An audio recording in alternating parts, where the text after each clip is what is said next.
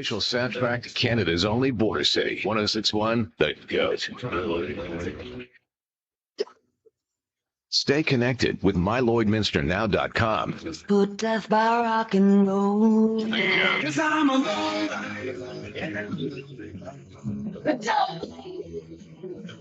Lloydminster legend. I lived them all day. Everything that rocks. Time to rock. 106.1 The Goat. The reason we trust Western Sales with our business is the people. I'm sure that there's 100 years experience coming out of that shop. We trust them because we do a CMI on our combine and on our tractor. When our equipment comes out of Western Sales, it's going to be good, because if it's not, they send us another combine, they send us another tractor. And we're not naive to the fact that that probably costs them a lot of money. So we just know that the service that we're getting at Western Sales is above par to everybody else.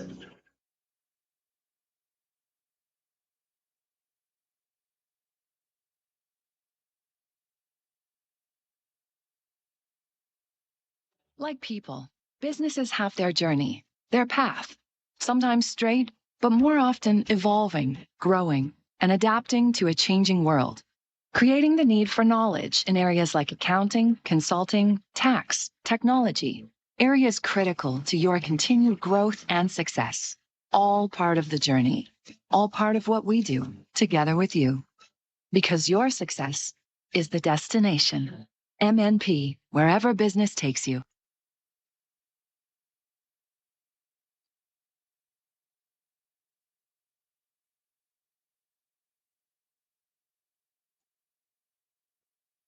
Hi there. I'm Joseph Rosenberg, the Contact Center Manager for Utility Safety Partners, and we're very proud to be a sponsor of the Astec Safety Challenge. Now, when you're competing in a bonspiel, you gotta dig deep and uncover what's buried and plan each shot. And in life, when you've gotta dig deep and uncover what's buried, well, you have to plan, and that plan needs to involve utility safety partners. When bumping that object in front of you is not an option. Stronger agronomics. Better returns. Greater peace of mind. From pre-seed to post-harvest, you can count on the Victory Canola program to keep you and your farm ahead of the curve. Grow with us at victorycanola.com.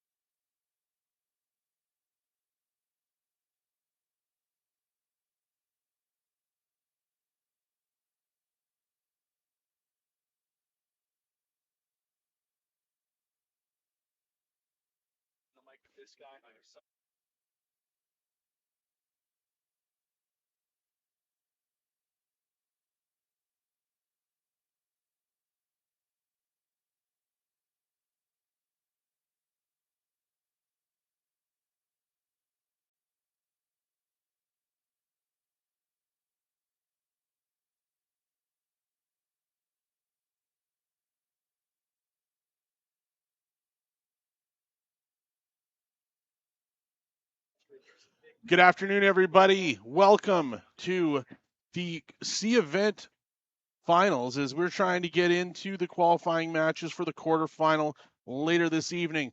But this afternoon, we have got a huge matchup with Team Dunstone versus Team Retornaz. My name's Kyle Mulligan. I'm joined here by Tyson Armstrong. Tyson, big matchup. What can we expect from these two outstanding teams here as they try and make a run into the playoffs? Thanks, Kyle. And yeah, glad to be here this afternoon to see this match. You know, with Dunstone and Retornaz, both of these teams, they can bring the finesse. They can also bring the heat. So I think we're going to expect a lot of rocks in play, and then we're going to see some rocks get blown up when they need to. So we're going to see those big hits today, those big runbacks. And of course, this is a tight match. They have to qualify to move on, so they're going to be playing pretty tight. and making sure that they can not let those big ends build up. It's an interesting matchup as two very different directions. Lots of games these team that Dunstone's played. Retornaz hasn't played as many matches this week, but obviously the game is now on. We'll get into this. We'll meet the teams as they go. You just saw Team Retornaz's just throw here. Colton Lott setting in.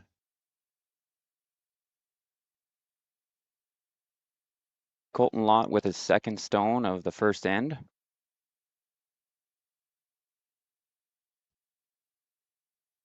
Just going to be bringing that around the one they have sitting just biting top 12. Team Retornaz with the hammer here in the first. For you, Tice, when you're playing competitive, do you want the hammer in the first, or you're hoping to get it back, or hoping to have it in the even ends instead of the odd? Yeah, absolutely. I mean, you always want that hammer the first end.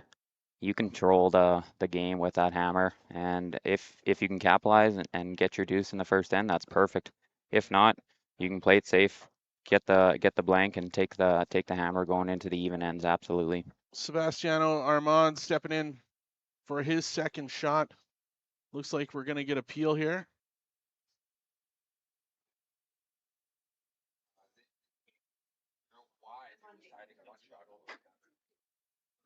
The sweeper's controlling it here. They're going to do a little hit and try and bite. Yeah, they did. So they did get that just tucked under. Might have over curled a little bit, but they were able to bite the top 12.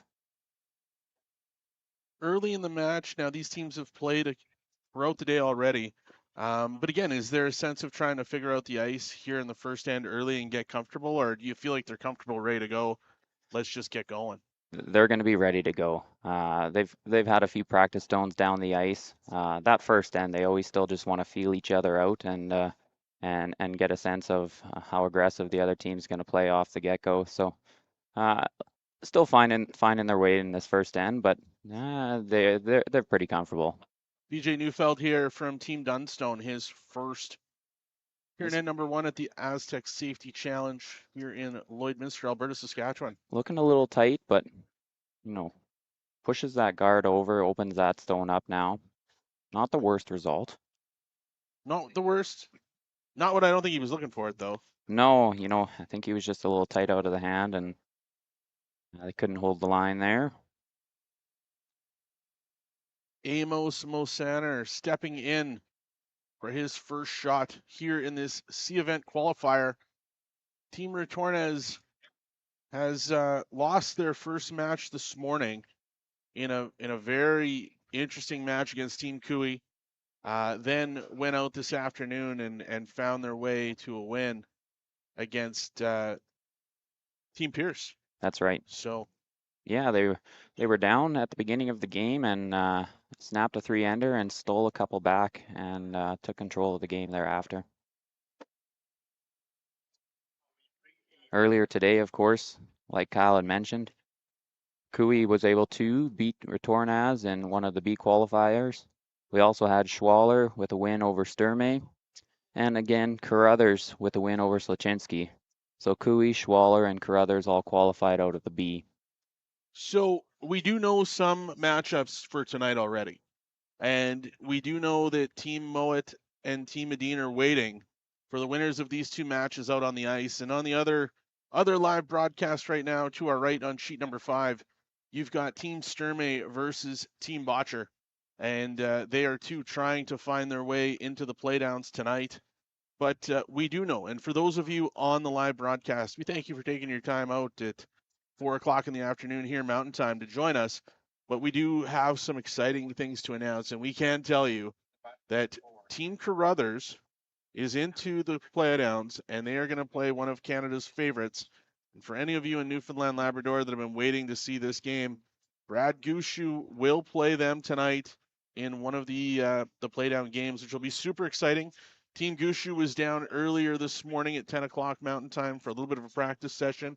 We tried to snag Brad on the broadcast, but he was a little busy with fans looking for autographs and people looking for pictures, which you can totally expect. But for those of you Newfoundland Labrador, you can expect tonight. It will be late, probably getting home from the pub. But Brad and his team are going to go toe-to-toe with Team Carruthers. And for those of you who haven't been watching the curling here this weekend, Team Carruthers has a new skip. Yeah, absolutely. So they've got Brad Jacobs, who's No slouch. no slouch himself. So, it's neat to see those two teamed up together, and I think they've been gelling well over the weekend, and of course have found success qualifying out of the B. So that matchup tonight will be a good one to follow.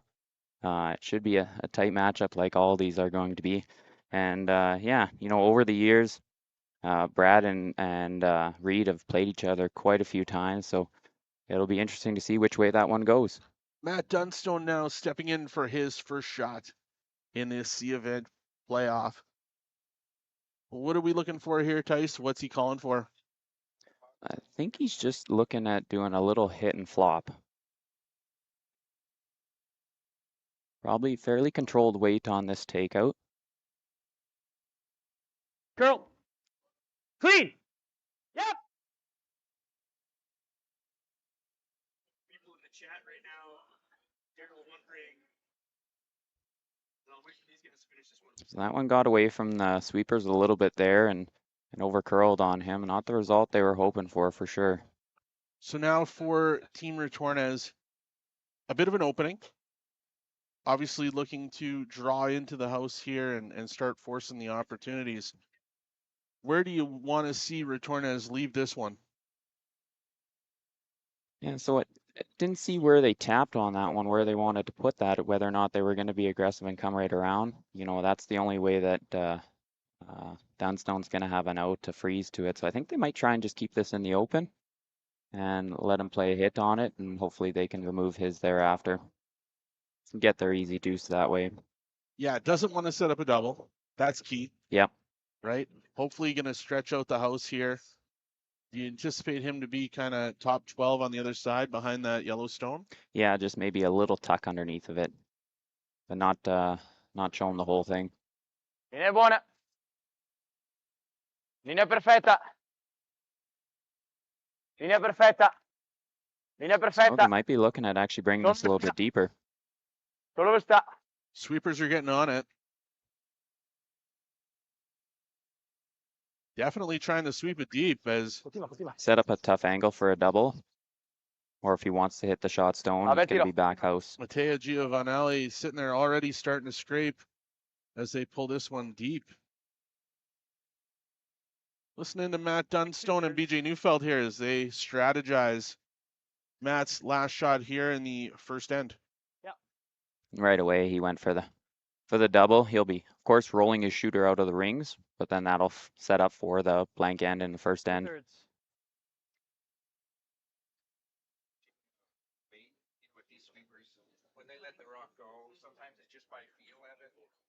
I presume he'll be having decent weight on this one, maybe a little bit of an up weight in order to make sure that if that does stuff on that back one, it gets spinning off. That other one is back house, so it doesn't have far to roll out, make that double.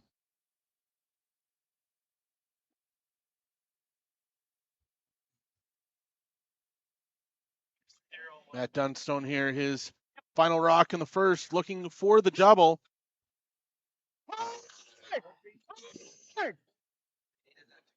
Oh, nicely done. What a shot there by Matt Dunstone without the hammer here in one. Gets the double. A routine shot for him. Absolutely. Now as we get ready for the final rock from Team Retornaz, obviously looking to throw this one away.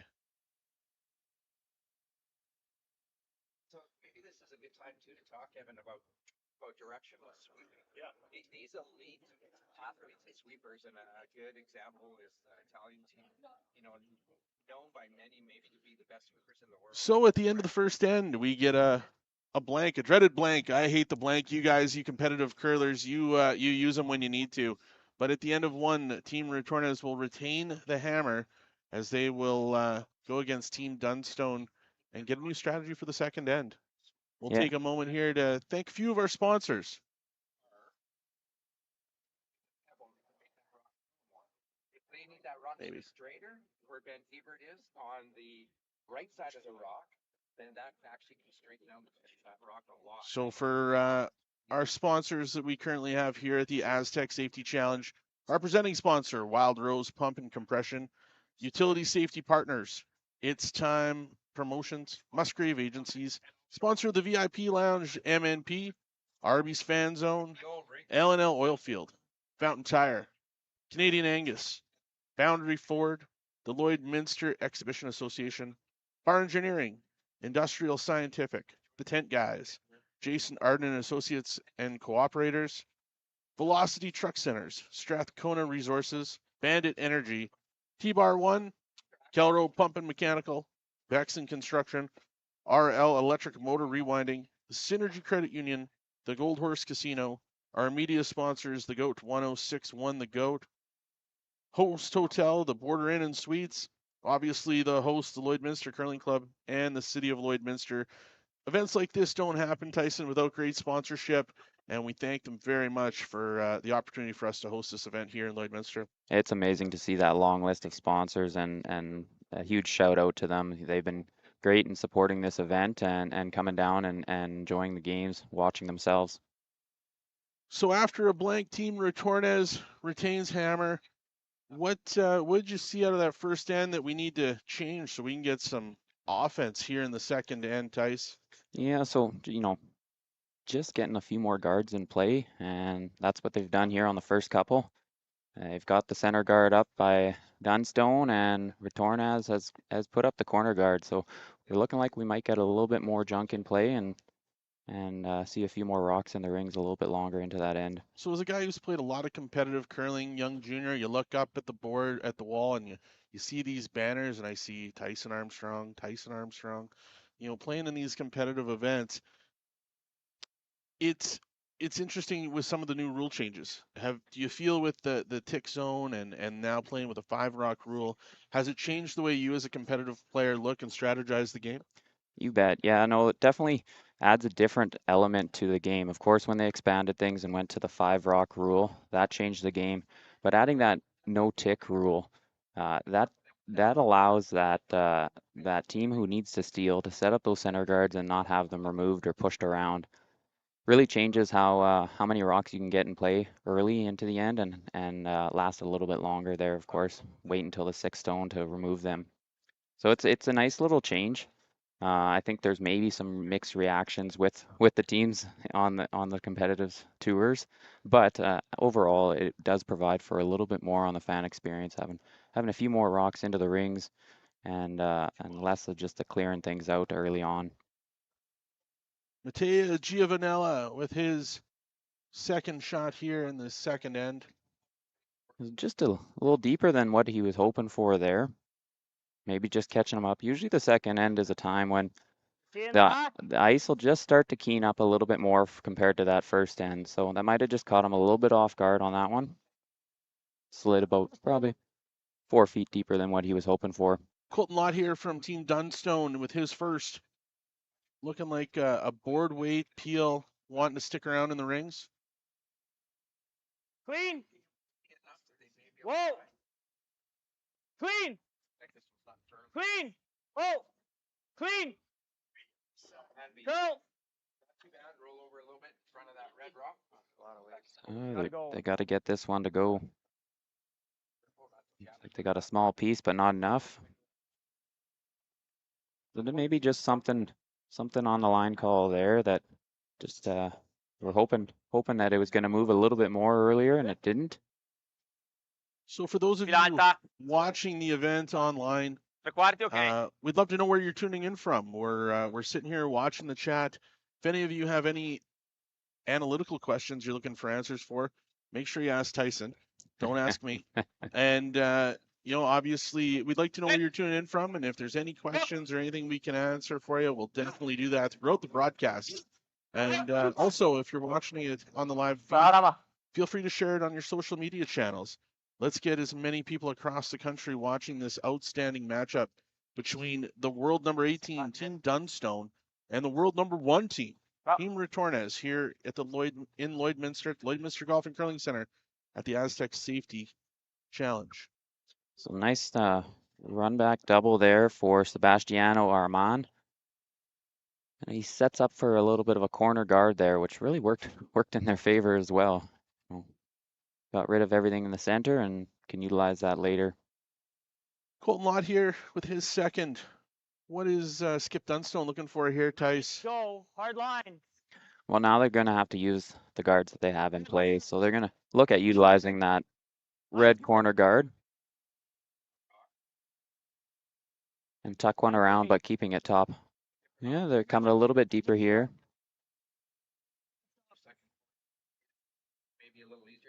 Maybe a little warm with the weight there. After you first shot and you overthrow it or you don't get the execution, Sería movement for it, perfecto. does that play into your head with your next shot, or do you ¿Qué flush velocidad it? As a penses? competitive guy like yourself, are ¿Con you qué able to flush it velocidad right away, or penses? is it in the back of your mind? Yeah, it's something definitely that you think about for the next stone, and hopefully you maybe get another one right away. Bonnie. But if it's, you got to reset into the next end and consider that when you're sliding out for your next draw attempt, of course. It's one of those things that help reset is a good conversation with either the skip or maybe the sweepers on that one. Get a feel for what happened with that rock. Why did it go a little bit deeper? Was it, did it track a little bit or was I just actually really heavy with my weight? Then they've got a clear understanding of it for the next go around. Now this week, the organizing committee brought in John Wall for the ice making. I was told that they were sharpening the rocks earlier in the week. They were getting the ice ready. Being a guy that plays a lot here at the Lloydminster Golf and Curling Center, did you see a huge difference in the ice this week as they worked along with Brian McCloskey and Graydon Lewis? Yeah, absolutely. So John has done a phenomenal job with the ice, working with Brian McCloskey and Graydon Lomas, the team here in Lloydminster. We got a great ice team here. We've had great ice for the last couple seasons and really want to continue that forward. John took it to that next level. He was able to, tweak a few things on some of the pebbling on the ice and as well, tighten up those rocks or sharpen up those rocks a little bit for some extra curl. So we've definitely seen a little bit more, 5.5, 6 feet in curl. Whereas in the past, probably we're getting about 3.5, 4.5 feet of curl. So definitely getting a little bit more curl out of those rocks, which is really nice to see. So that 5 to 6 feet of curl in a curling rink, that's not normal, right? Yeah, so for club curling rinks, you wouldn't see that. That's usually, when ice is made for arena ice, for some of those top events, those Grand Slam events, those Briars, the Scotties, that's when you see that bigger swing on the ice. And for club curling, you don't get that a lot. So it is kind of a treat to be able to see that here this weekend and probably continue on through the next few weeks for sure. Yeah, so for league play, on Tuesday, I got here early enough to see the seniors curling. They were having some fun with the ice, I can tell you that. There were, again, not a whole lot of brooms being used in the seniors curling, and you had skips basically putting their, setting the guys up, aiming them at the ends or the perimeter of those sheets. So it was fun to watch. But again, fantastic job by the ice crew here this week. Yeah, phenomenal job. It's amazing what they've turned the ice surface into, and phenomenal job by Astec Safety on the event that they've put on here this weekend. From everything from setting up the stands on sheet 1, having some fan experience out there, having the VIP lounge on sheet 8. Everything that you guys have been able to put together at Astec Safety has been amazing. Huge shout out to Jeff and Caitlin Mulligan and their whole team on putting everything together there. And again, a big shout out to all the sponsors, because none of this would be able to be achieved without those sponsors jumping on board. You're absolutely right, Tice. And also, you can't do great things without great people. And you definitely need a ton of volunteers to make an event like this go off. And when people had the opportunity to sign up to volunteer, it was in groves. We had tons of people signing up, wanting to be a part of it, wanting to be a part of a world-class event. And, Tice, I was looking through my Facebook page, and you know how you get those memories, right? Yeah. You get fond memories of different things you've done. And exactly 10 years to the day, Hockey Day in Canada was here in 2014.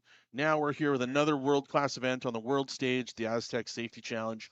It just goes to show what Lloydminster is capable of and what the volunteers want to do. They want to be a part of it, and they make it happen every single time. Yeah, it's amazing how quickly that volunteer group came together and has done a very good job of, you know, keeping everything under wraps throughout the weekend. And yeah, you know what? Having as many people in the yellow Aztec safety volunteer shirts is great to see out here. Amos Mosaner stepping in here. Team Retornaz trying to find 2. Where do we see Team Retornaz here? What is he looking for to try and find a way to 2? He's trying to figure out what he needs to do with that top Dunstone stone right now, right? It's a good control stone for them, so they've got to make a play on it. Look at using some quiet weight and pushing that one around.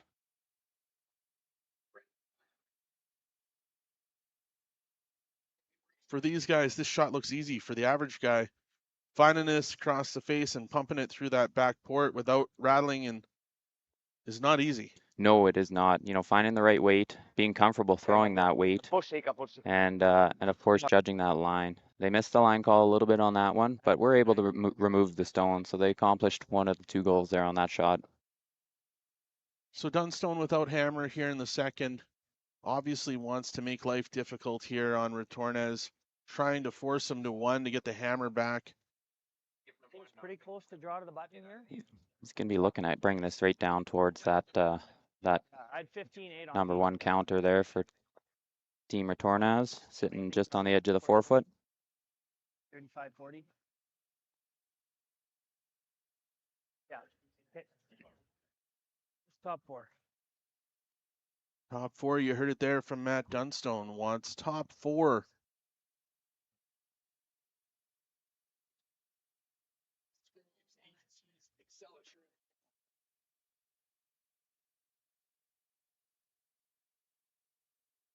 Matt Dunstone with his first rock, saying it's heavy right out of the hand. No sweeping at all from the guys. Need something to dig in here. Get back 8. It's good to communicate with those sweepers right away, just so they don't jump it out of his hands. They saw a little bit of an extra push on it, so didn't want to oversweep it. So it's just that little bit, about a foot extra weight, and that was all it was. We'll chap off, and it allows Retornaz now the opportunity to hit and roll away or hit and flop under and get a couple buried. D'accordo. Is there any possible way that Retornaz can get those 2 yellow stones out of there? Or are they even looking at the other yellow? They're not overly concerned with it right yet, as it is the 4th counter.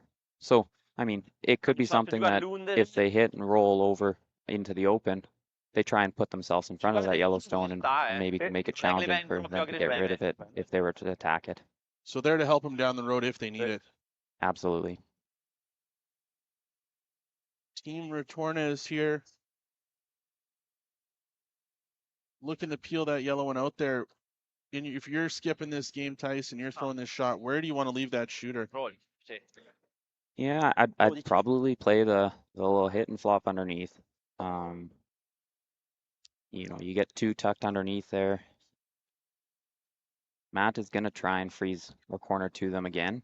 But if you've got 2 underneath there, he might be too high with his corner freeze to be even up counting them. So it's going to be a tricky shot for Matt if he hits and rolls under here. Retornaz, his first shot. 2. Back and forth with sweep here. Got to be close. Roll it. Got the roll. Oh, nice shot. Great execution by Very nice. the world number 1. He's now sitting 1, 2, and 3. Catch a replay here on that for everyone. You can see the guard up top there, and he rolls underneath of it. So no shot really for him to remove those 2 stones. Instead, he's going to have to either try and corner to them or maybe even tuck around behind them. Starting to get some comments on the live chat. We've got people reaching out from Newfoundland. Good afternoon or good evening to you guys out there. And Ajax, Ontario, tuning in. Obviously, lots of interest across the country as these guys are getting prepared for obviously a big event here, but an even bigger event next week in Red Deer, Alberta, as another Grand Slam rolls around. And the Retornaz team, 3 in a row. Yeah, so they're looking to accomplish a cool feat of making it 4 straight. They've been dominant this year with those slam events, and it'll be pretty cool to see what they can do next weekend at that event there. I think we ought to hope it spins off. 7/8 high is perfect. Team Dunstone here with his last rock here in 2. What do you do to clean up a little bit of this mess and limit the damage? So it looks like he's going for the run back here. You can run that back and clean up 2 of those stones and roll that guard out as well. And then that'll just leave a draw for Retornaz for his 2. Big shot for Matt Dunstone. Needs to move some red rocks out of the rings. And here we go. Rock is out of his hands and going. Sweepers are on it Sweep quick. right off the go. And That was a tough one for him there. not the shot that Matt Dunstone was looking for as he has left the door open. See, the sweepers picked that up right away. Absolutely. An open draw for 4 here in the second end. I guess that's why you blanked the first, hey, Tice? Yeah, you take that hammer coming into the second, and they capitalize, or about to capitalize on that with a big 4 in the second end. So needing full 8 for Team Retornaz. Skip Joel Retornaz getting into the half. Just switching up the turn on that one. Feeling more comfortable with the outturn. Must be feeling a little bit more comfortable, and the other thing with that would be is if for some reason it catches, maybe his weight is a little bit up and it catches and it runs a little bit straighter on him, then he can kind of just chop off one of the ones in the forefoot there and still get his 4. Safety first. Absolutely. Joel Retornaz with his final rock here, second at the Astec safety. Looking to draw for 4. Sweepers are cleaning it. They like the weight. Needs full 8 foot. Sweepers got that in there. No problem there for Team Retornaz as they get 4 in the second end. At the end of 2, Retornaz 4, Dunstone no score. We'll take a moment to play some commercials for our sponsors here at the Astec Safety Challenge in Lloydminster, Alberta, Saskatchewan.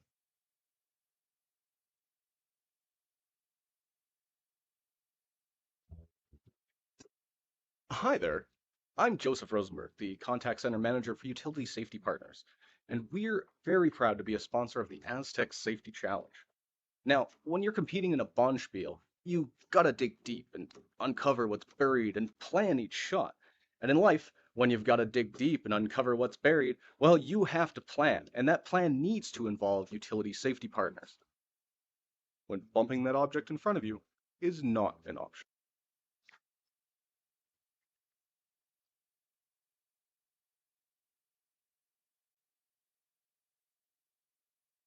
The official soundtrack to Canada's only border city, 106.1 The Goat.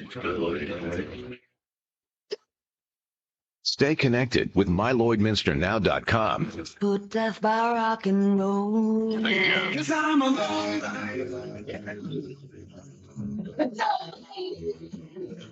A Lloydminster legend. I listen all day. Everything that rocks. Time to rock. 106.1 The Goat.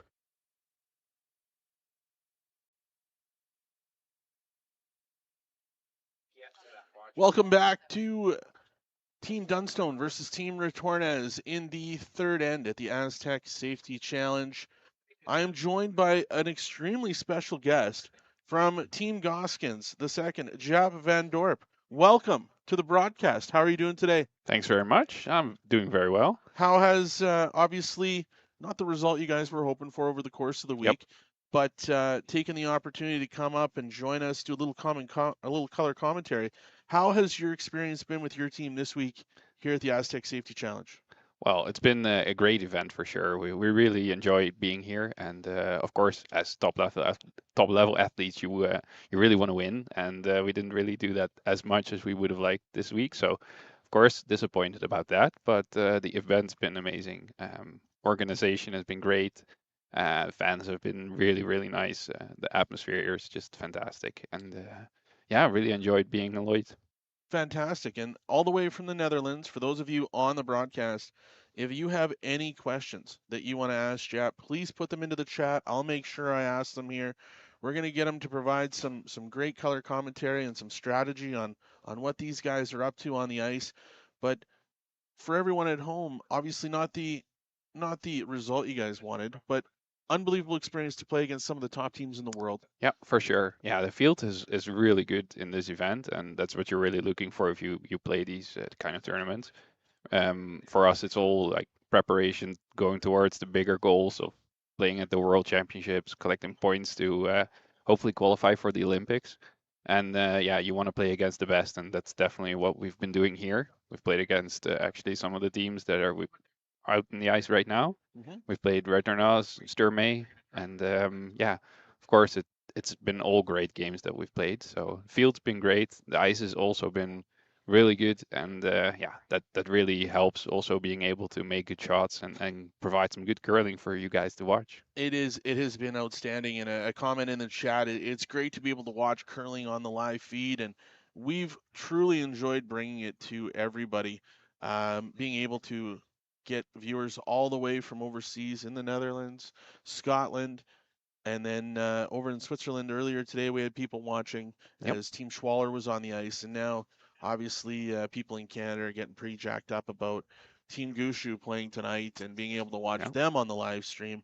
But you guys came into town quite early. You guys got here on Tuesday, correct? Yeah, that's right. Yeah, we actually flew in on Saturday to Edmonton, did some training there as well. Took advantage of the fact that you guys have a lot of good curling rings around with good ice. Absolutely. And yeah, then we came over here and also did some training here. Excellent. And yeah, it's been nice. So on Wednesday, we had the junior development camp here. Yep. And your whole team was here. That's right. What kind of experience was that for you guys, getting out with all those junior curlers, being able to share some of your knowledge? What did you enjoy most about that afternoon? Well, it's always fun to give back to the kids and make sure you share with them a little bit about the experience that you've been able to gather over the years. And yeah, I think the kids really enjoyed it as well. I was able to talk a little bit about the drag effect and angles and stuff that you guys maybe also talk about on the live stream over here. Yep. But some of the kids never heard about it, some did. So it's always good to teach them something, but mainly just give them some enthusiasm by being able to share the fact that a top level athlete that they see on TV is there to share something with them. And Team Botcher was organizing the whole thing. It's always great for those kids to see their role models in real life and really get inspired by that. And we hope that we contribute to that a little bit as well. And yeah, hopefully the kids will continue to curl and perhaps even get to this level themselves. There was a ton of smiles, a lot of happy kids. And we were really excited to be able to share that with the teams that were here, and yourself, your guys' team, Team Goskins, Team Parent was obviously out there as well. Yep. Team Retornaz showed up to give some tips, and obviously Team Botcher is the host team, so it was a great evening. But now that we should probably get back to the game, I'm sure people don't want to hear about. They want to hear what's going on. This is a huge game in the C-Event qualifier. Team Retornaz versus Team Dunstone. 4-0 right now for Team Retornaz. Yeah, that was a big score in the previous end. Big score in the previous end. Right now for Team Retornaz, we've got Sebastiano Armand stepping in for his second shot. What are we looking for here for Team Retornaz? What are they looking for now with a big lead like this? Well, they're just trying to keep things simple for sure. Of course, it's all about making sure you eliminate the opponent's rocks. And they're even just playing a big weight here, trying to get rid of the yellow one that Dunstone just froze on top of the reds. Actually, just chipped the red one and see on the replay here. A little bit of a redirect, so it didn't quite remove it. Came down, chipped the red onto the yellow. all the Reds go, Yeah. which definitely cleans up the house, but Dunstone left with one in the house. For Matt Dunstone, after you give up a tough one in the second, how do you get yourself back? How do you regain your confidence? You've got lots of ends to go, 6 ends to go in the game. How do you get yourself back in the game and bounce back from a tough end? Well, that's all about mental toughness, and all of these teams also do a lot of work on that. I know also Dunstone has done a lot of work on that to make sure that they get to this level. So they'll know what to do for themselves in the team to keep a positive atmosphere, and at least make sure that they just look at very simple. We're now in the third end. We got hammer. Just take a two back, and then you're back in the game. Then you can slowly start chipping away at them. And yeah, you know it's going to be tough. You know you have to fight back. So you're going to have to put some rocks in play and maybe get a little lucky sometimes. But it looks like they just did on that one that Sebastiano was throwing. So let's see if they can score two from here. Big shot here from Team Retornaz looking for the run back. And they do get the run back. Actually pick off the other one as well. That's a big bonus for them. Absolutely. Leaving one in the rings from Team Dunstone. It's a smart play to actually try and remove that one because this is the easiest angle to actually hit out a rock in the house. What we've seen this far in the event is if you play peel weight and you try to run something straight back, there's a very big chance that you still leave your shooter in the play.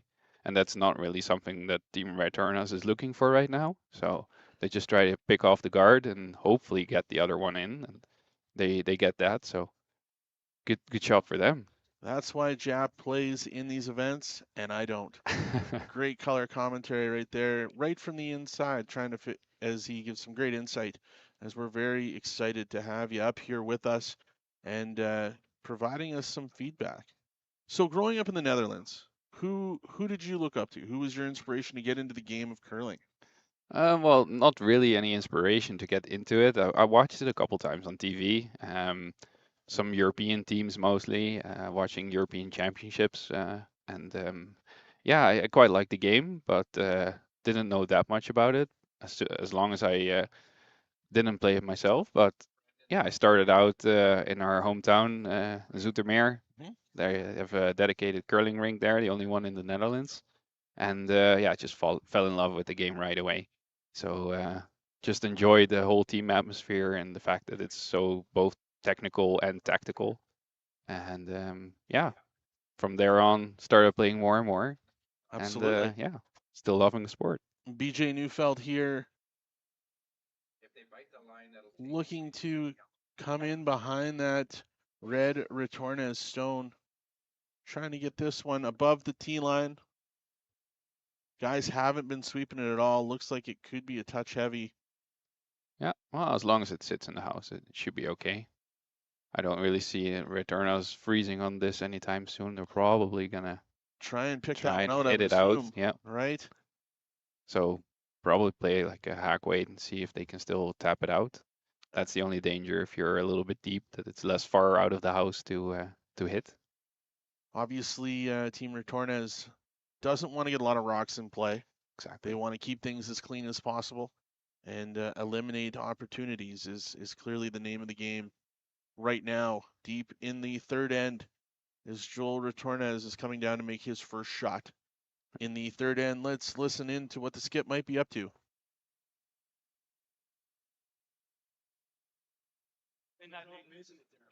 Sì, sì, la che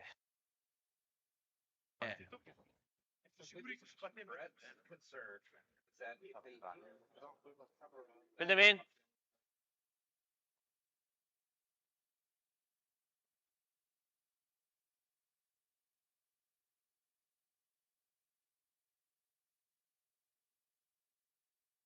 Really wanting to keep things clean here and looking to run his own guard back onto the yellow. Oh, no che? But ends up peeling his guard. Yep.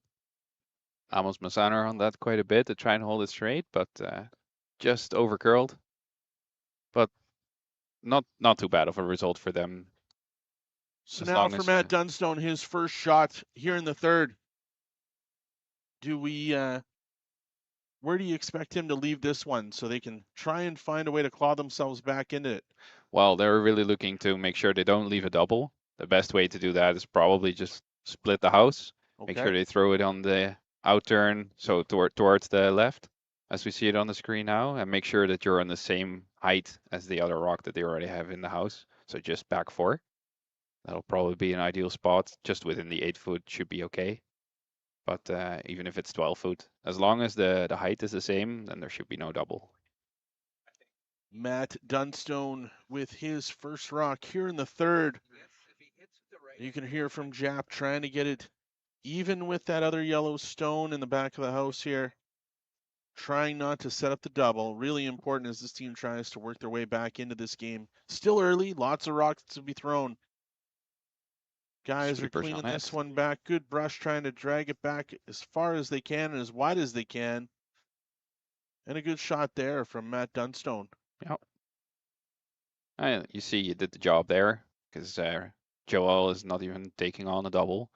Just trying to hit the rock that's shot right now.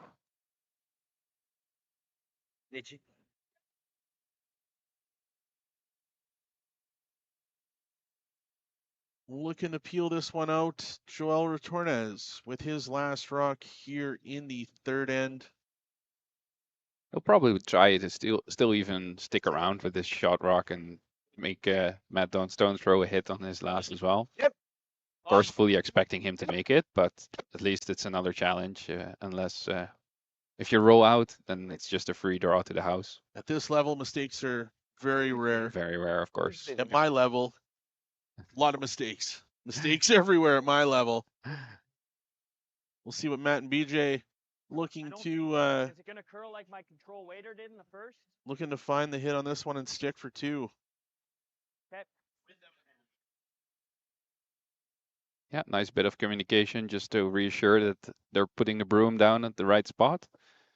Giving some confidence for Matt to throw his last and make sure they're getting the nose hit. Matt with his last shot here in the third, looking to hit and stick for 2. Needs this to get his team back on track.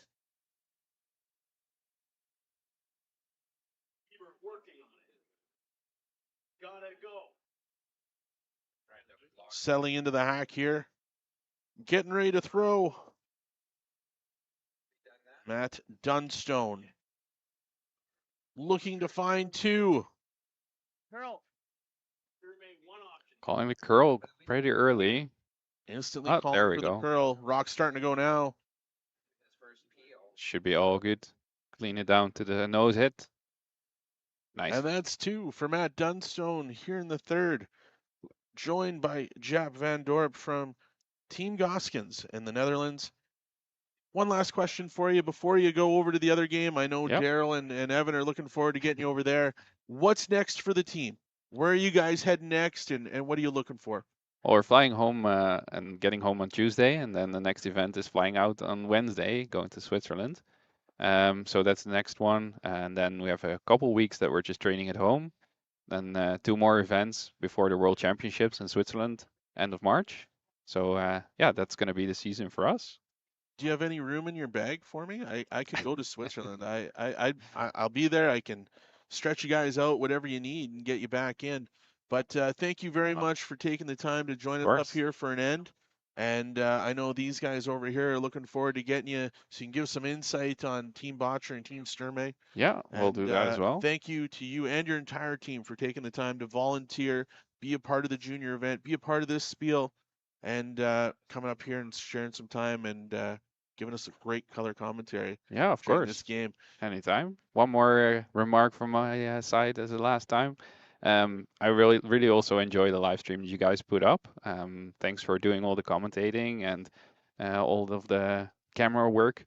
The fans and family back home also really enjoyed it, I heard. So thank you very much for that. Thank you very much, Jap. We appreciate it. That's Jap Van Dorp from Team Goskins signing off, moving over to the other streams. If you want to hear some great analysis, tune on into that other game. Thank you very much. Thanks.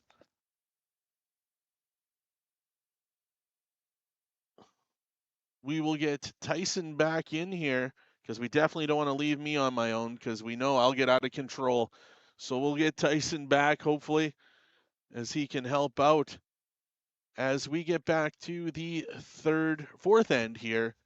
Matt Dunstone was able to find Tyson, get his team back on the board, but does lose Hammer moving forward into the fourth end. Good end for Dunstone. Little confidence back. How do you now? What do you do? Are you trying to force Retornaz to one to get the hammer back, or are you trying to steal now? Rebound after that. That was awesome just to get that 2 back right after getting 4 scored against yourself. They've done the first task at hand and now focusing on this end. Yeah, absolutely. They're going to be going hard for a steal. They would like to go into that fourth end break only being down 1, and things can really turn around thereafter for them. So I'm quite certain they'll be trying hard for the steal here and kind of junking things up here. Couple comments out there on the live stream. Great to be able to watch curling. Thank you. Hey, we're happy to provide it. It's been a blast to be on the live cast and to have these games being broadcasted. And then thank you for the live stream. Another year, we would love to be there in person. And we would love to have you here in Lloydminster, but I'll remind you, it was minus 53 with the wind chill this morning. So hopefully next year when we have the second annual Astec Safety Challenge, you're able to be here and you can enjoy it. So thank you very much for the comments. If anyone has any other questions, you're wondering what's going on, anything we can provide, we're happy to do it. Love to know where you're tuning in from, so please throw that into the chat as well, as we've got a great battle between Team Retornaz and Team Dunstone, as they are in a battle. 4-2 for Team Retornaz. Tyson's got the clock out. What are you seeing? Are we seeing the ice slowing up a little bit, or is it getting faster? This draw right here, back 8, it was 14-3 on the hog to hog. So, it's running about where it has been throughout the weekend here. Things on this sheet maybe a little bit straighter as compared with yesterday, but with that colder weather that we have out here today, like Kyle was mentioning, colder weather, it's going to be a little bit straighter during these games here today.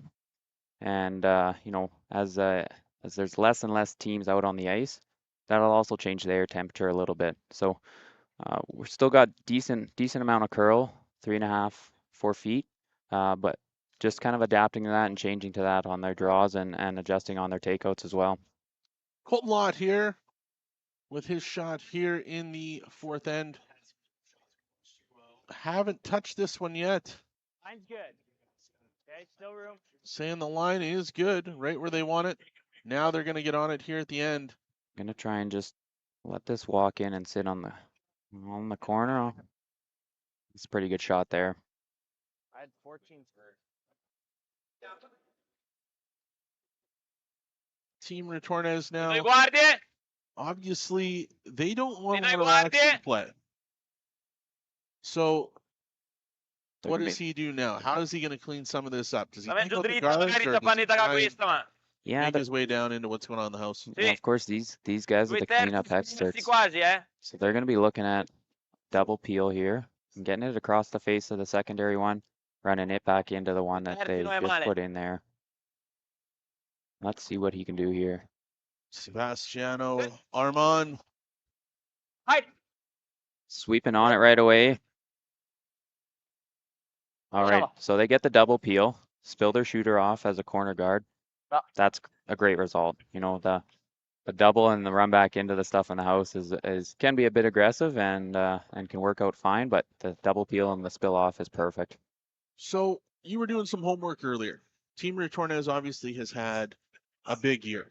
You bet. A lot of wins, a lot of big spiels. Their record this year is what?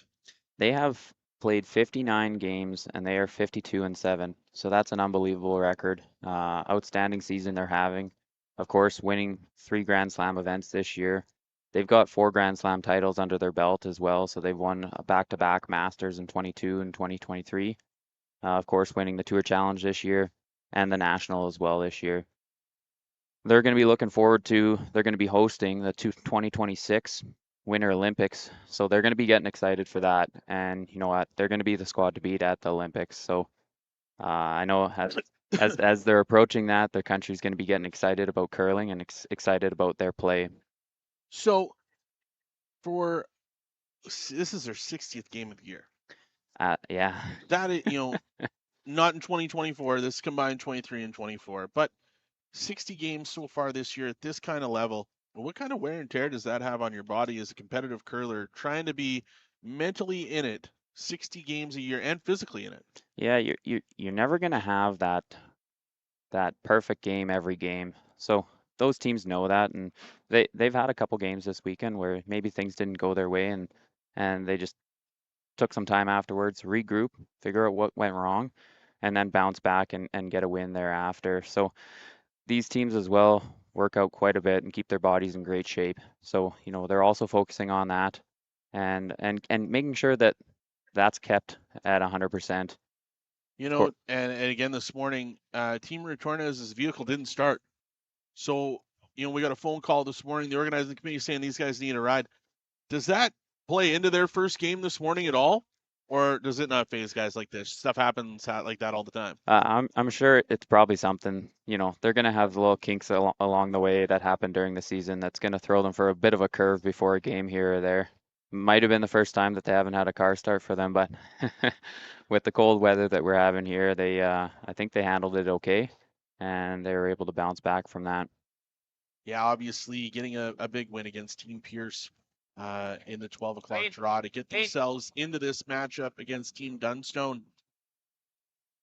Sebas, then Amos Mozart right there with the shot, clearing up the guard. Clearing things up. Matt Dunstone now trying to find a way to create some offense without the hammer here in 4. How many more stones? Well, yeah. You're supposed to be the accountant. No, I was just gonna say, how many more stones does he go with a guard? And that's what he's looking at now, is putting one back 8, freezing on the one that's just biting the back 8. Like Matt had said there, any up front just leaves him an opportunity for a double, whereas he can draw back to the one back 8. Retornaz can smash the front 2, and then Matt can work on something from there. PJ Neufeld here, settling in for his second shot in the 4th end here at the Astec Safety Challenge. Good line. Presented by Wild Rose Pump and Compression. Hit a room. Room. Sounds like the line is good. Now it's all about the weight. Room. Always Colts. The sweepers feel like it's there. Starting to come down here. Be all the way to it. Wants to get it all the way. Starting to grind. Hard brush here from Colton Law, trying to get it there. Oh, good sweep. Good sweep to get there. Does he want that one touching? Yeah, ideally it would just be right frozen to it. They got her nice and close. See where they left those angles. Yeah, it'll be close for catching that on the way by, whether or not it drives by or not. That's real color commentary, folks. Guy's looking at the angle. He's got his stopwatch out. I can tell you I don't. But I like Tyson Armstrong, who's played a ton of minutes in his own right and providing some outstanding insights on what these guys are thinking about, how this game played at such a high level, having competed here this week against some of these great teams. Is that obviously the highlight of your year, Tice, or do you have any more Bonspiels coming up? Yeah, no Bonspiels on the competitive tour. I'll have a Oilman's Bonspiel locally here in Lloydminster coming up in March, and of course helping run the Viv Backer Junior Bonspiel here the first weekend of February for any junior curlers out there who are looking at entering a Bonspiel. That'll be February 2nd to 4th. It's there's 2 divisions, under 20 and 20 and under and 14 and under. Lots of prizes and a great event for kids to come out, learn curling, and enjoy a fun competitive or recreational atmosphere. So, what got you into the game, guys? Being a young guy growing up in Lloydminster, where it always seems like hockey's king in Canada, but the curling club has been vibrant for a long, long time. I lived in Lloydminster for a long time myself. Spent a lot of time in this building.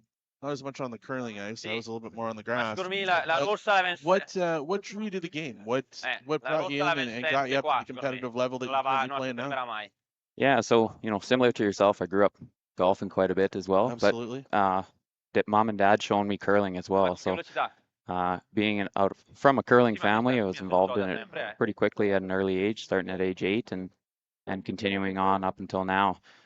I also did play hockey all the way up until grade 9, I think it was. And eventually you reach a point where you can't play the two together and you got to make that decision. Not at a high level.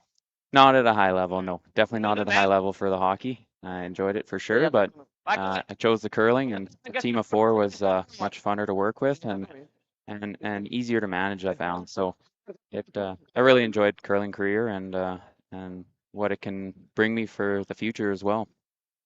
Curling, again, much like golf, game you can do forever. There's a social side to it. There's the competitive side to it, as you had this week. A real cool moment when you guys came out on the ice for your first game, playing out on sheet 2, and you got the opportunity to play with your older brother Ryan, who I've gone to battle with on the golf course. Absolutely, yeah. But tell me what it's like to come out here and play with your team. Yeah, that was pretty neat. Dad and I have curled together over the years. We get to curl together for the Women's Bonspiel every year, and we really enjoy that. And you know what? It's been a few years since the 3 of us have got to curl together. So we curled Northern Playdowns in 2020, right before kind of the world kind of shut down there for a bit. And we've played some other competition in the past. In Saskatchewan, we did some playdowns in the past with him as well. So it is nice to be able to get together and curl with him, and as well with our lead Al. So we've curled with Al Demetrician for, I think it's been about 8 or 9 years, and he's been a great addition. Great, almost like another brother to us. So we've really enjoyed curling with him over the years, and it was a special weekend to be able to enjoy that with both my dad and brother as well. Yeah, and again, as we get a little bit older, you take for granted the opportunities that you have to play with your parents, and it was very cool to see your dad out playing with you guys, and you could see at the end of the third game that you guys had the smile on his face, the memories that were made, ones that you'll definitely know he'll remember, and to probably getting closer to the end of his real competitive games. So being able to share that with you and your brother Ryan, it was probably a very special moment for him.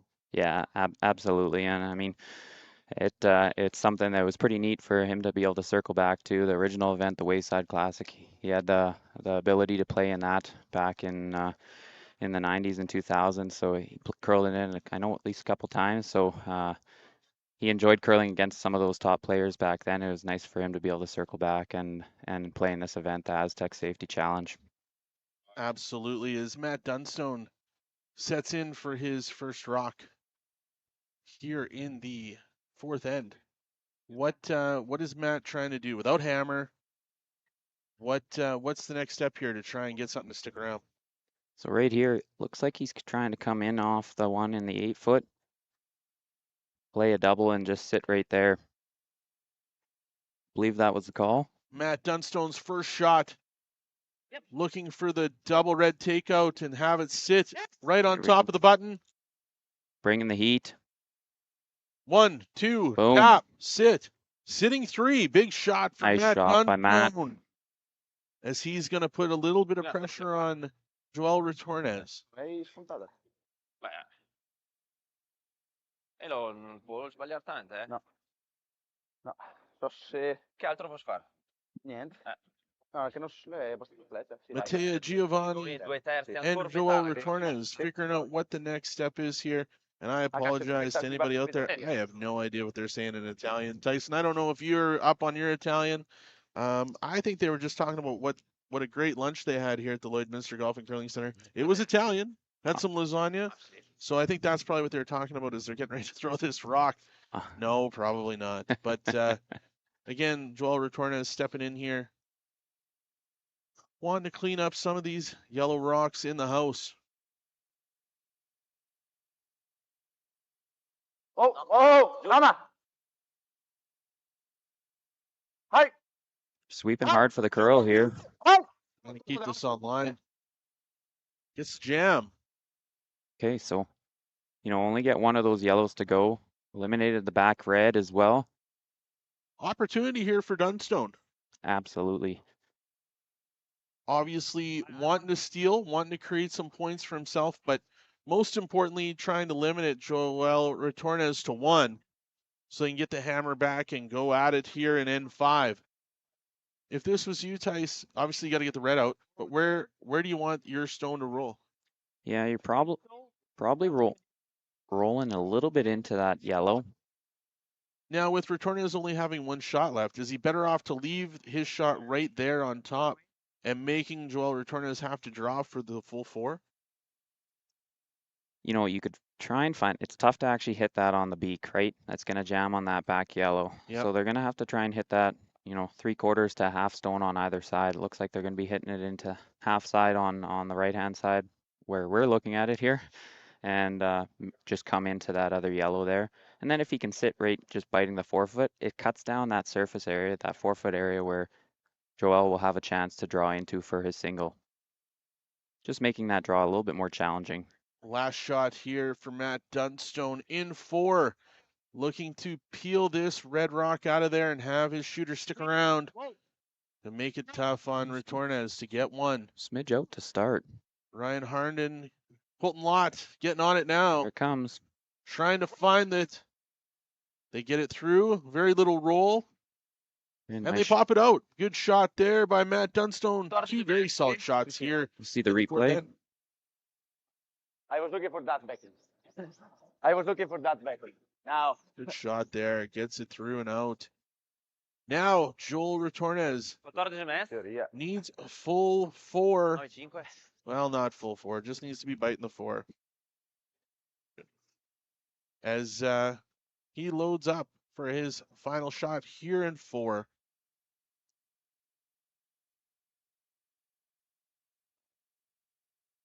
Comfortable shot for him, Tice?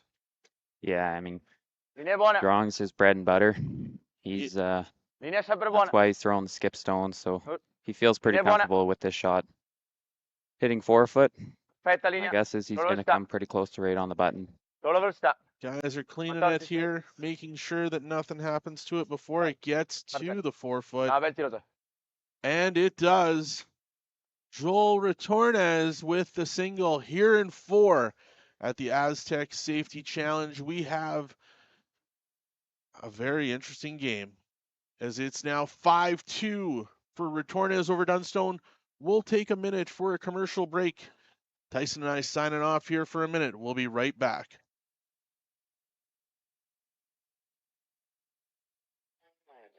Astec Safety. This must be the place, boys.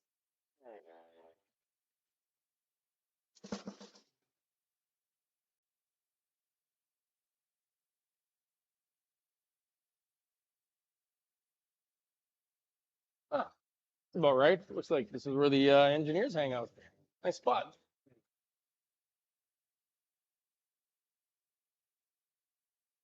Here's something else that's cool under pressure.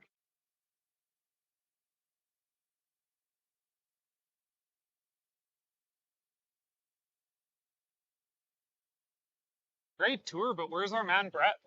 I don't know. All right, normally he's bailing me out. Roll reversal, baby. There he is. Rescue mode. Putting out fires for these guys already.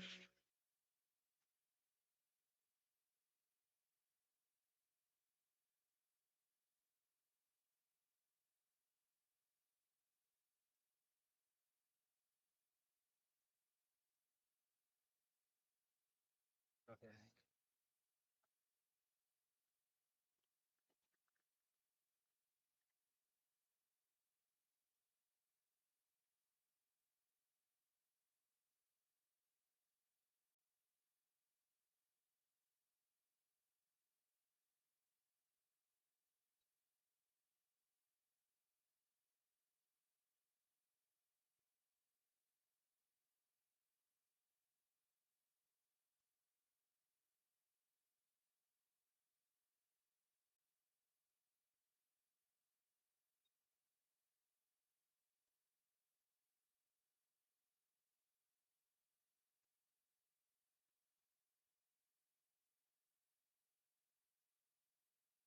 Astec Safety.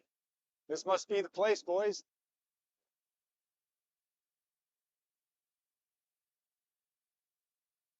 And after 4 ends here in this C event playoff, Team Retornaz sitting at 5, Team Dunstone with 2 as this end gets started. as we look over to sheet number 5 in the other qualifier, we have got Team Botcher versus Team Sturmey. I'm not sure what happened in their fourth end. Oh, they're just going into their fourth. They're just maybe. starting into it, yeah. Wow, Team Botcher a little slow, but if we look over, after 3, Botcher has stolen 3 ends in a row. 1 in the first, 2 in the second, 1 in the third, as they're up 4-0 on Team Sturmey. Looking for them to get back in the game, but Team Botcher had a rough start to the week. Loss in their first game on Thursday night, and then another loss on Friday. Found themselves down here in the C event, having to battle it out to get back to the playoffs. World number 2 team. Bit of a slip up off the get-go. Looks like they're starting to find their groove. Yeah, they're definitely finding their groove for sure. You know, all it takes is get that first win, and you kind of get rolling. And you know what? These top teams, how many of them we have here at this event, you're never going to come out of the A and the B event every weekend. So it's no surprise that some of those teams have slipped down to the C event, and they're going to be looking at qualifying here in this match.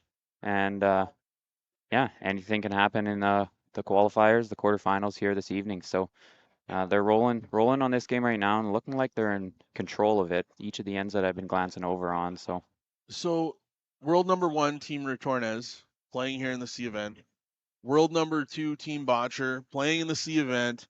Obviously not the path either team wanted to take to get to the promised land in the playoffs, but playing, is it better to be sitting all day like Team Gushu, Team haven't had a chance to play today? They did come and practice earlier. That's right. Or is it better to play your way in, right? These guys have played, they will have played 2 games already before they get into the game tonight.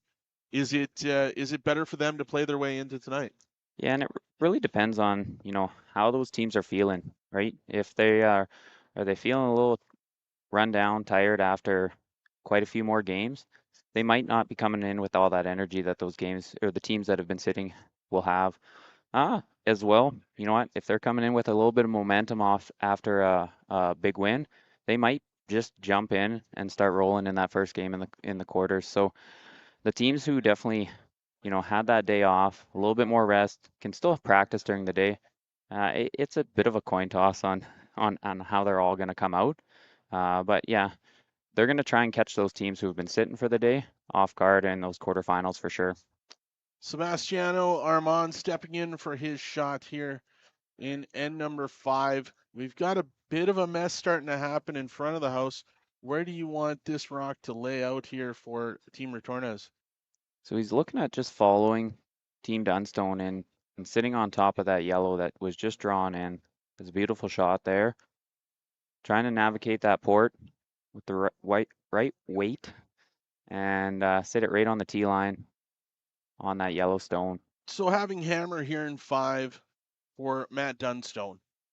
He's obviously needs some offense here.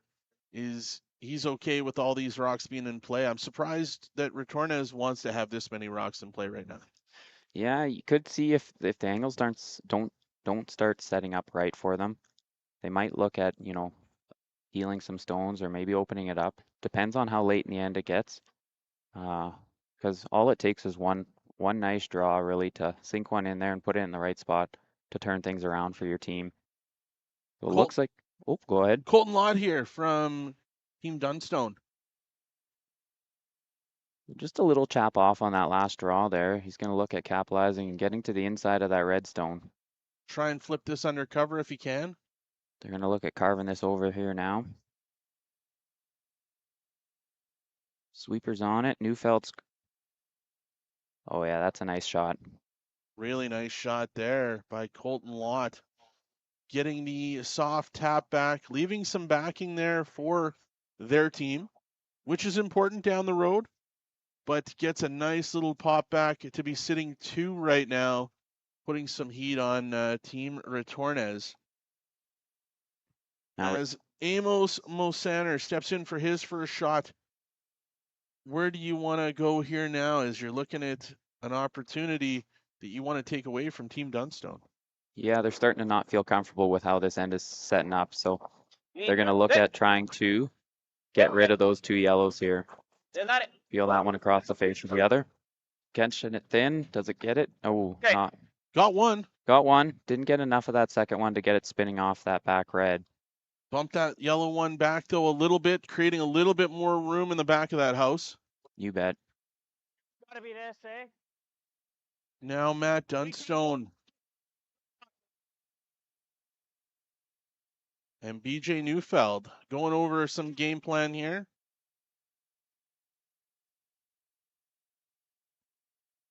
Wanting this to come into the house. Is he wanting to put this one a little bit more top 4, or is he wanting to bring this right to the button? Where do you think this wants to finish, Dice? He's going to be wanting to tuck that around those 2 centers as much as he can. Maybe show them a little bit of a piece of it. Won't be able to get her fully buried, but or else it might get a bit deep then. BJ Neufeld with his first shot here in 5. Looking to find the port, which they are right now. Colton Lott digging in, trying to get this one buried. Now Matt Dunstone joins them. As good as you can do. That's a heck of a shot from BJ Neufeld. As we'll see on the replay here. Hard to trust that draw that's going to come, but eventually it does. And again, like you said, this isn't arena ice. It is a curling club. Does a little bit of fear come in to wondering if it's actually going to go? The way they've got this ice curling, they know it will finish, and it's all about the sweepers controlling that stone. So they waited as long as possible and then got the lot on it in order to finish that stone, carving it in from the outside there and getting that finish at the end around that guard. Unbelievable on what sweepers can do at this level, how you can manipulate it, how you can drag it. It truly is an art form. It is indeed. One that I don't have. There's no defibrillator at the end of the rink for me. If you want me to sweep the way these guys do, I'm also not like 6'3", 6'4". Yeah. Amos Mosander. Look at the size of that guy. These guys are in the gym every day, and they're working hard on their bodies in order to get as much power behind those brooms. So you're saying a few extra Pepsis and a late meal is not working on your body? Is that what you're trying to tell me, Tice? It's working on it, just in a different way. In a different way, yeah. Yeah, exactly, in a different way. It's been a long time since I've done anything professionally, so my diet probably gone the wrong way. So but I'm 40. I'm not going to get to 6'3", so I've got to be good at something. So putting on weight is I guess that's what I'm good at. So I should have made a better New Year's resolution. Hopefully my wife isn't listening right now, as she wants me drinking that no sugar pop. That hasn't happened. Get that Zevia in you. Yeah, exactly. But now Matt Dunstone trying to figure out a way to get some points here in the 5th end, needing to find a way to get 2 or 3 at a bare minimum to claw his way back into this match, wanting to find a way into the playoffs tonight. These teams are playing for $100,000 this week, Tyson. What does that mean to these guys when you look at the events throughout the year on the World Curling Tour? One of the highest purses these guys are going to play for all year outside of a Grand Slam. This is it. This is the highest purse out there. It's unbelievable how the sponsors have come together with Astec, with Wild Rose, and the remaining sponsors. Putting together a purse of that size is unbelievable, and we've got an unbelievable field to back it up as well. So all these guys are excited by this event, and the purse is definitely adding to that. So yeah, the winning team taking 26,000, and qualifying teams getting a minimum of 8,000. So that's awesome to see. So the money's important, right? Yes. We all love money. Mhm. I haven't met anybody in a competitive sport that doesn't like to win money. But these guys come together for a 4-year term because the ultimate goal is to play in the Olympic Games. And in 2026, obviously Team Retornaz, we know, will be there in Italy. And we know that Team Edin will probably be there from Sweden. But for the teams in Canada, when you come together and you form these new teams, obviously the main goal is obviously the Olympic trials, which isn't too far away. Yeah, and of course they're going to be using those 4 years in order to form that team and find the best success over those years, and finding when they need to gel really well in order to accomplish that goal of reaching the Olympics through the trials. So it's a bit of hitting their stride at the right time, as well as keeping competitive over that 4-year time period. BJ Neufeld here with his second in end number 5, looking to find that port. As they do find it now, they're trying to drag this in just to sit second shot rock, and it does. Really good weight there by BJ Neufeld. So that it was a good stone. It was just a shade deeper than what they were hoping for. So maybe about a foot deep. They were hoping for it to just curl a little bit more and sit on the corner of that yellow. This does give the Italian team the opportunity to bump that stone back and maybe corner to that yellow that is shot stone. So giving them a little bit of an out here. Let's see what they plan to do. Just a comment on the chat. PEI watching from Florida.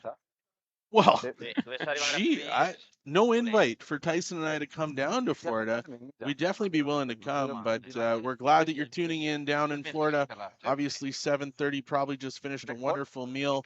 Tuning into some curling action here live on the YouTube channel. For those of you that are watching online, if you have any questions out of the 328 people listening to us, if there's anything that you have, any questions you're wondering, obviously many people tuning in on the curling zone right now, and we'll get a number on that. But if you have any questions, any comments, anything you're wondering, please throw it into the chat. We'll be happy to answer anything that we possibly can here. I think we should. Tice, that's a great idea. We're going to check into some of the comments on the curling zone, and if you have any questions there, we'll answer them. Joel Retornaz getting ready for his shot here. His last shot. Trying to eliminate some options for Matt Dunstone to score. Sweepers now trying to bring this one into the house.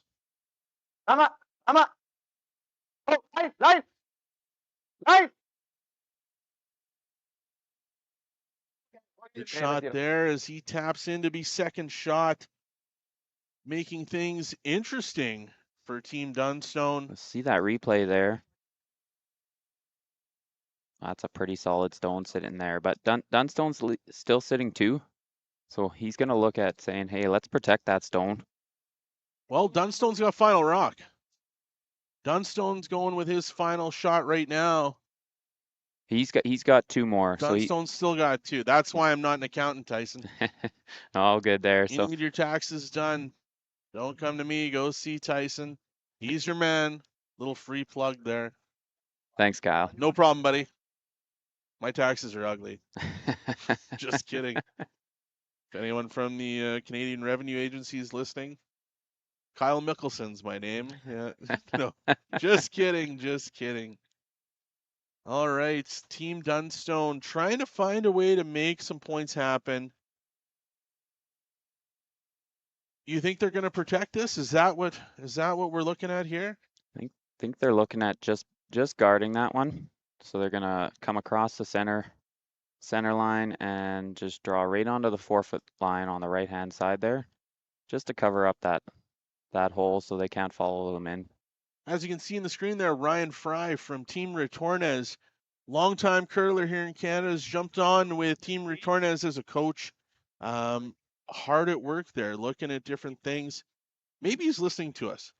He might be listening in, and if he is, we'll say hello to him there. Yeah, and we get no wave. He's obviously texting somebody, but as we get going, Matt Dunstone with his first rock in end number 5. Looking to find some points, looking to get himself back in this game with 3 ends to go after this.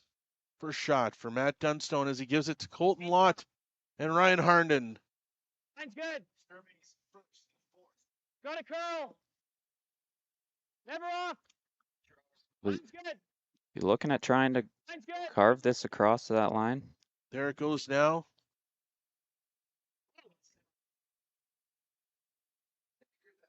That's shot there. Great shot. As Matt Dunstone is able to safely guard that port away from Joel Retornaz. This is going to make for an interesting shot.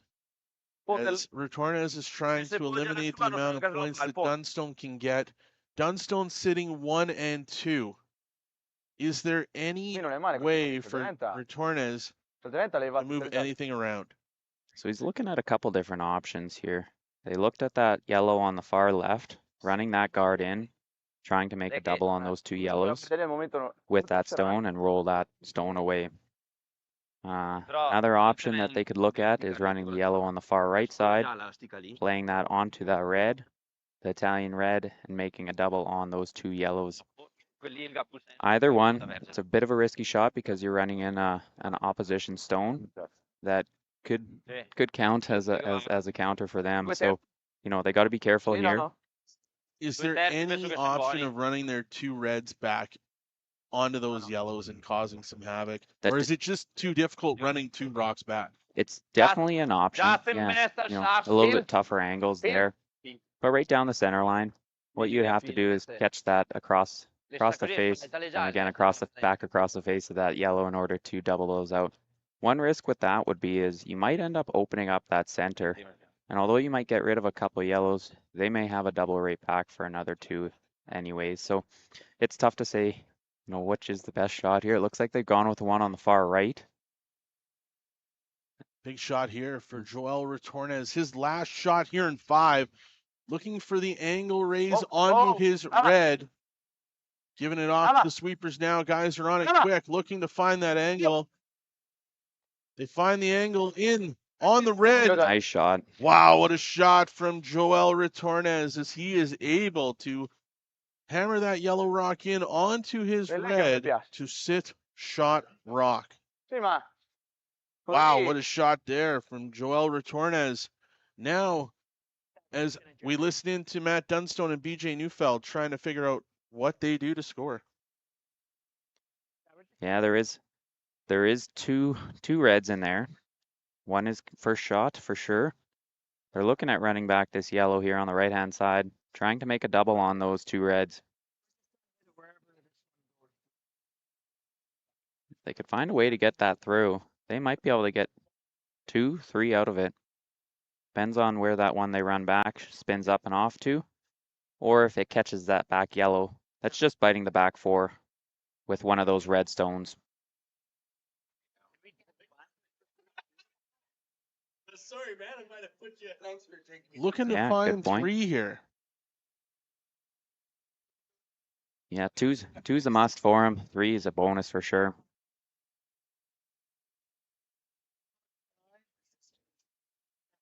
That's confidence to be able to go for the 3. I can make action happen. When I throw a rock, I can make a lot of action happen, but I can tell you it's definitely not planned. These guys here with this many rocks in play, you've got 12 rocks going to be in play with this one coming down. A lot of different angles, a lot of different plays. These guys are trying to go for the win. Got to get back to 5-5. Matt Dunstone trying to find 3 here in 5. This is a big time shot in a big time game.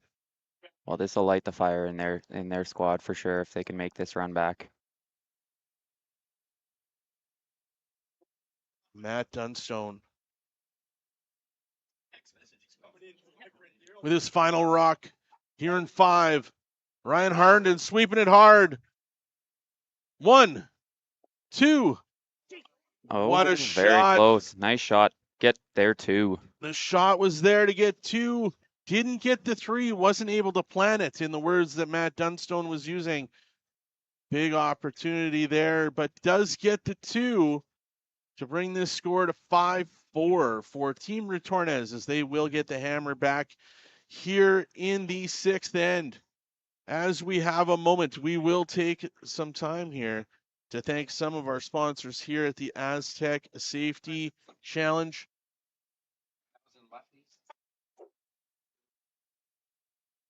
And once again, our sponsors: Bandit, Bexon Construction, Synergy Credit Union, T-Bar 1, Border Inn and Suites, the host hotel for this event, Cooperators Jason Arden and Associates, L&L Oilfield, Velocity Truck Centers, 1061 The Goat, the media sponsor and partner of this great event, Strathcona Resources Limited, and the presenting sponsor, Wild Rose Pump and Compression Limited, here in Lloydminster. Rod Wild and his wife Renee, huge supporters of curling for a long, long time.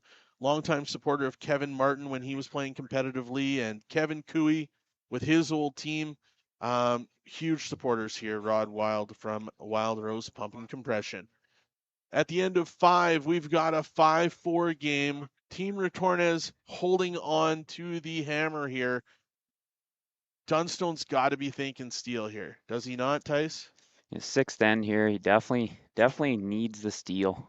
I mean, he can get away with a force of 1, but ideally he would be going for the steal here. You know, stealing this one, tie it back up, force to 1 in the 7th, and take that hammer home with your plan to get your 2 in the final end. Dunstone putting up the center guard halfway right off the get-go. And it looks like Retornaz is going to be looking at coming around it. So beating them to it. Beating them to it, trying to get into the house here. Yeah, find that top 4. We're going to find the top 4. For those of you out there in Lloydminster, we will be closing the second venue over at the Lloydminster exhibition at 6 o'clock tonight. Obviously looking forward to some big games here over at the Lloydminster Golf and Curling Center. So for those of you looking to share in some of the fun over at the family-friendly patch, it will be closing at 6 o'clock.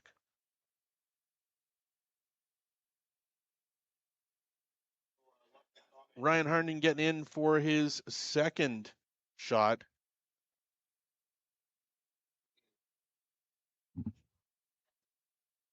Did I hear that Lindsay Makachuk was making some comments about being a lefty? Jeez. A lefty. Who's a lefty in this game? I guess Mark Kennedy. Not a bad curler over there on Team Botcher. Yeah, throwing the left-handed stones. As we talk about Team Botcher and Team Sturmey going at it over on sheet number 5, as they are through 4 ends right now. Team Botcher has finally given up 2 points to Team Sturmey. It's 4-2, but Botcher does have hammer in the 5th over there as they're trying to find their way into the quarterfinals tonight. Ryan Harden here on our sheet, coming down to sit right on top of that rock by Team Retornaz, looking to get aggressive. Now Team Retornaz looking to sit on top of that rock as we get ready for this, getting into the nitty-gritty here with 3 ends to go. Dunstone looking to find. Retornaz trying to score more, trying to put this out. Mattea Giovanella getting ready with his second shot here. So he's going to be looking at coming down and sitting right on top of that one that Ryan Harden put in there. Top 4 is a nice, just a little bump freeze to that one that was sitting top button. This one just hung a little bit wide on him. Didn't get the turn he wanted, hey? No, so just kind of cornered to it for now. Dunstone, of course, is going to be looking at just coming to the inside of that and putting another one behind that guard.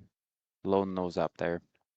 Colton Lott with his first shot here in the 6th end.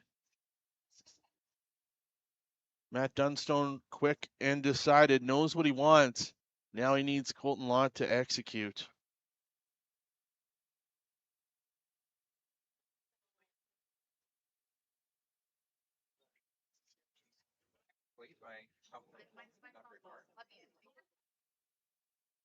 Ryan Harnden, BJ Neufeld with the sweep. Matt Dunstone calling the line.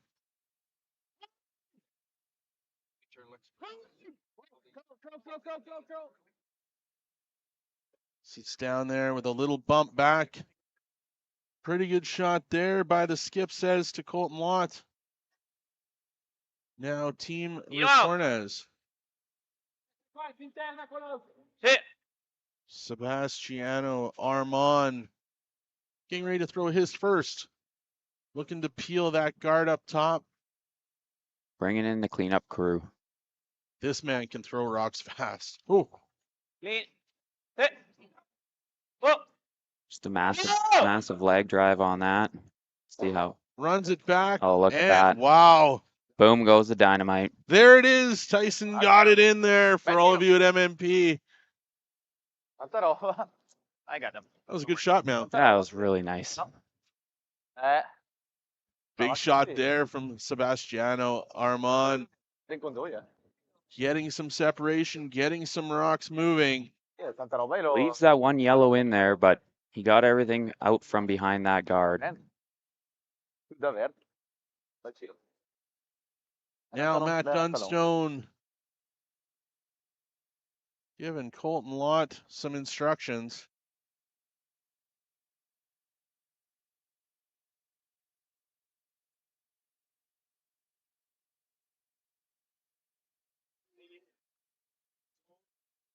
Clean.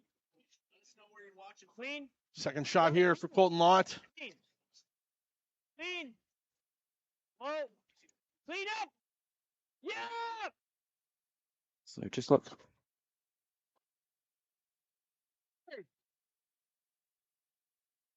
We'll tap behind that guard, put a shooter behind the guard, and push that other one into the side of the rings there. Maybe a little over curl on that, as it peeks out the other side. 12. Pienami. Sebastiano Armand for his second shot here in 6. And again, for you Italian people out there, I don't have a clue what they're talking about. But I've just been informed we have 2,200 people listening on Curling Zone right now. We thank you very much for taking the time to watch this outstanding game between Team Retornaz and Team Dunstone here at the Astec Safety Challenge in Lloydminster, Alberta, Saskatchewan, at the Lloydminster Golf and Curling Center. Gina.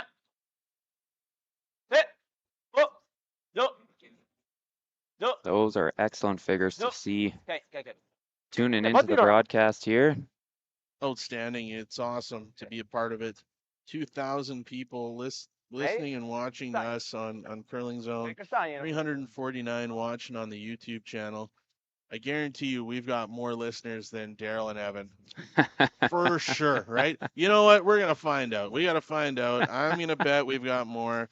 But, at the end of the day, all the exposure we're getting and all the great feedback from everybody out there in the land, we appreciate you taking the time. It's so much fun to be able to bring these games to you.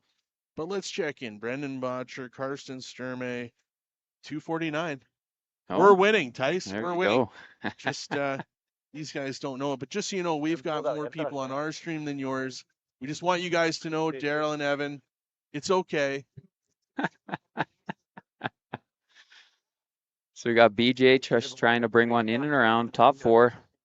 Get it fully tucked behind that center line guard. Good shot there. Make it as difficult as possible to remove. Now, it didn't get fully behind there, but so they're going to look at whether peeling that off or following it down with some quiet weight, pushing that out. Looks like that's what they've decided to do. Amos Mosaner here stepping in for his first shot. The sixth end. Playing like a nice board weight hit here. Look at your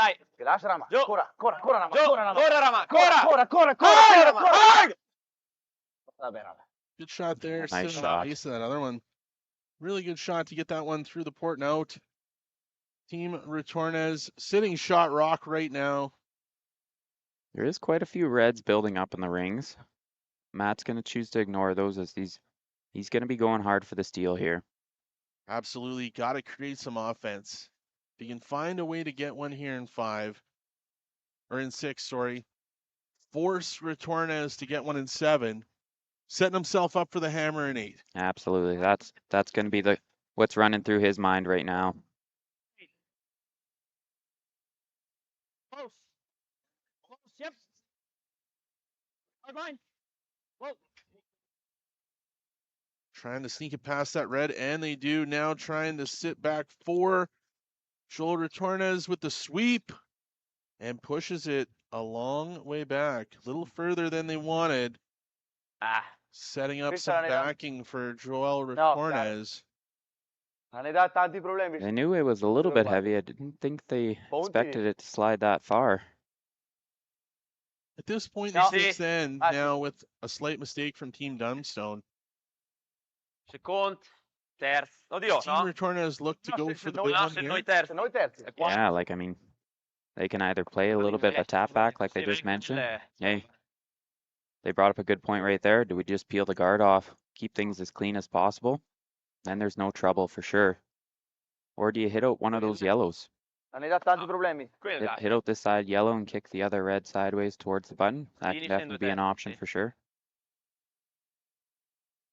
But they're looking at that peel. And maybe you could make that peel and stick it on that side yellow as well in the 8-foot, which would accomplish both. Absolutely. I think that was a good team discussion there. I'm glad you understood it because I sure as heck didn't. Yeah, picking up some translation there. Attaboy. Yeah. Good. Terzi non è male. I'm sure your wife would like to go to Italy. She would, yeah. Maybe we could, after this game, you and Joel can sit down, make some plans, meet up in the summer, maybe a round of golf and some wine over in Italy, a good meal. Definitely go for Playing some of that wine. over here, Daryl. Don't worry about it. It's close, they got to carve it a bit. Oh, Okay. alrighty, so they peeled it off. That was the main goal. Getting rid of that side one would have been a bonus, but definitely accomplished what they wanted there. Was just kind of clean up things up front, create no problems for them. Team Dunstone trying to find a way here to steal in end number 6. Up against the world number 1, Team Retornaz from Italy. No, I'd like force. Not sitting in a great situation right now for Team Dunstone, so they got to find a way to generate a spot they can put a stone that won't be removed. So now they're talking about trying to bail on this end. Can't come around it, obviously. Like Clean up some reds. freeze this.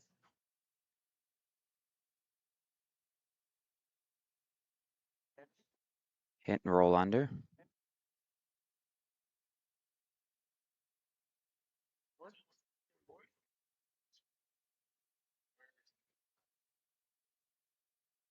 Looks like the team's got buy-in on the hit and roll under with some board weight. Does he have to worry about that red jamming in the back? Doesn't matter. Does he care?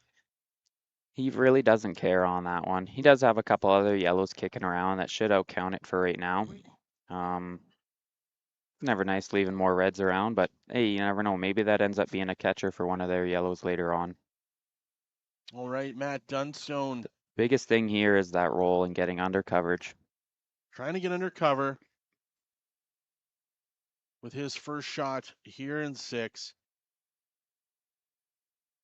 They've got the line, they've got the shot. Everyone's bought in, full team discussion. Now it's time to execute this shot.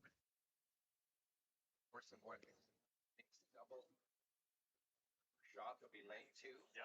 It will be an attempted force of 1, but you'll have to draw a hit for 1 point. So that's Matt Dunstone's first underway. Colton Lott jumping on it quickly.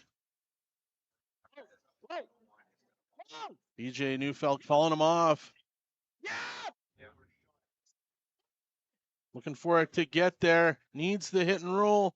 Gets the hit. Gets the roll under cover. Oh, what a That finesse red shot. sneaks out. Oh, it spun back a bit at the end.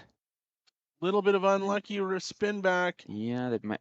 But a great shot there from Matt Dunstone. Setting himself up to try and find a way to steal here in 6. Now Team Retornaz. Everyone coming down to take a look to figure out this one.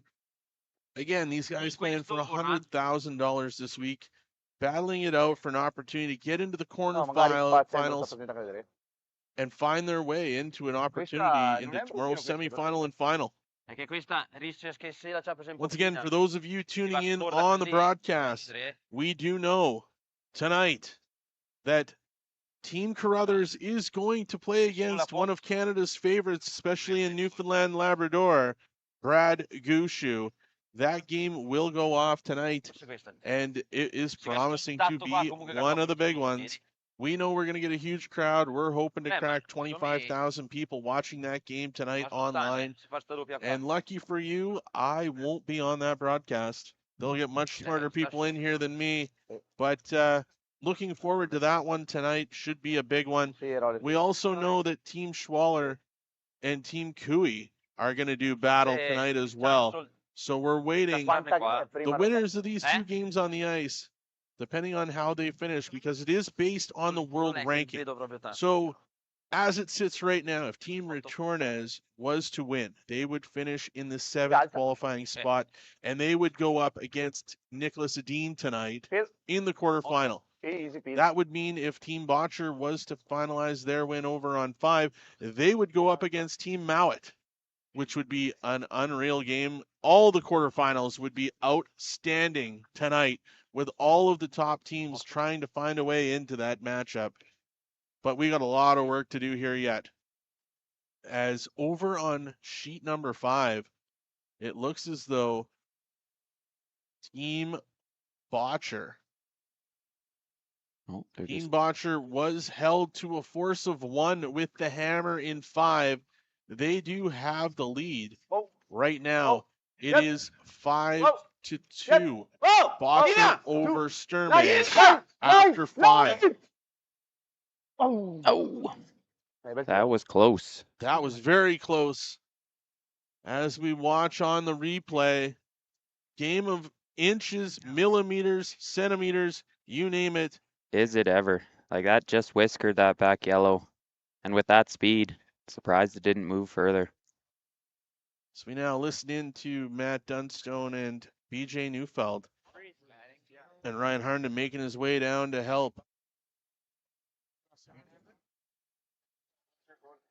Freeze, I think it's. He's got to plant that. But he's can't. Like he's gonna throw it soft, right? What if we try and get like almost to like 7/8 high and move it a millimeter?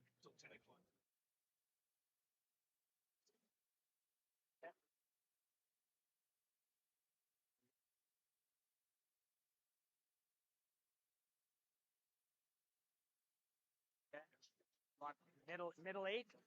What's middle 8 look like? I think I like that.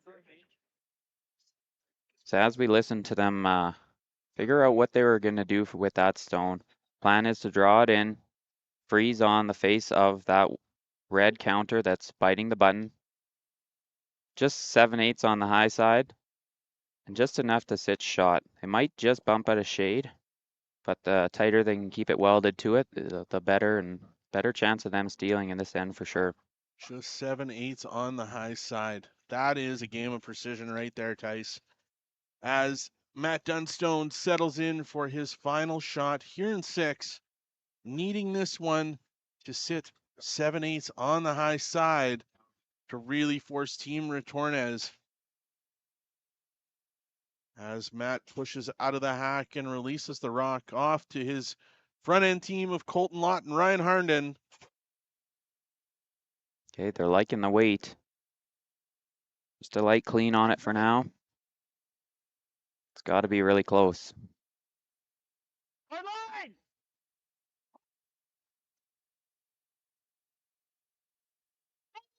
Do it. Really needing to get on top of it. Oh, what a wonderful What a shot. draw there by Matt Dunstone. Sits right on top. So they bumped it just a little bit, a bit of a broom's width separation. Is there enough room for the Retornaz team to pick it out of there or blast it out using that top red? Now, if they do use that top red, it comes down and that yellow jams on their red, you would leave a steal of 2, possibly 3 for Matt Dunstone. Yeah, that's the risk. You know, depending on how you play that, you could give them the opportunity to get their 2 instead of just stealing 1. So there's definitely risk there. What's the other option? He's looking at the draw, which, you know, he's been pretty bang on with his draw weight. So I wouldn't be surprised if he goes with the draw in the end. A little bit of a safer option. Of course, they definitely want to score here. They don't want to give up a steal. If they're able to come down on their red with enough weight, have it crash down on that yellow rock on the top of the button, can they spin that far enough if they don't lose the one that they're raising up?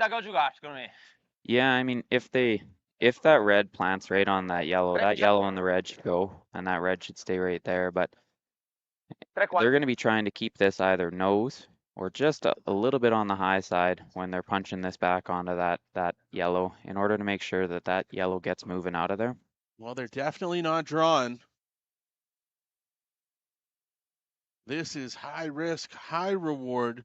Joel Retornaz with his final rock here in 6, looking for the angle raise onto the yellow.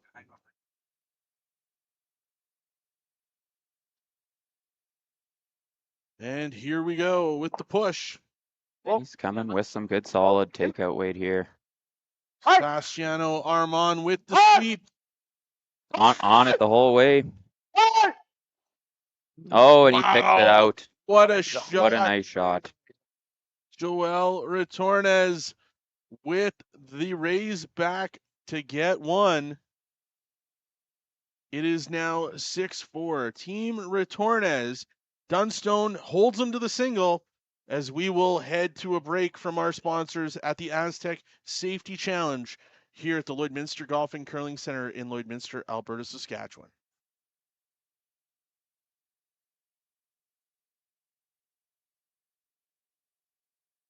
The official soundtrack to Canada's only border city, 106.1 The GOAT.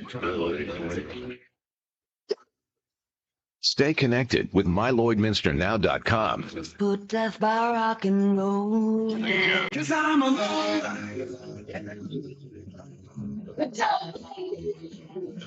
A Lloydminster legend. I lived them all day. Everything that rocks. Time to rock. 106.1 The GOAT. Hi there. I'm Joseph Rosenberg, the Contact Center Manager for Utility Safety Partners, and we're very proud to be a sponsor of the Astec Safety Challenge. Now, when you're competing in a bonspiel, you gotta dig deep and uncover what's buried and plan each shot. And in life, when you've gotta dig deep and uncover what's buried, well, you have to plan, and that plan needs to involve utility safety partners. When bumping that object in front of you is not an option.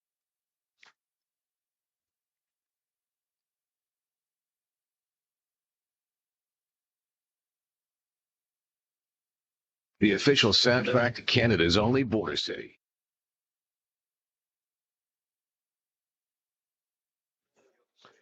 And we're back here in end number 7 in this C-Event qualifier for the quarterfinals tonight, as Team Retornaz was held to 1 in the 6th end by Matt Dunstone. An outstanding shot there at the end for Team Retornaz to get their 1.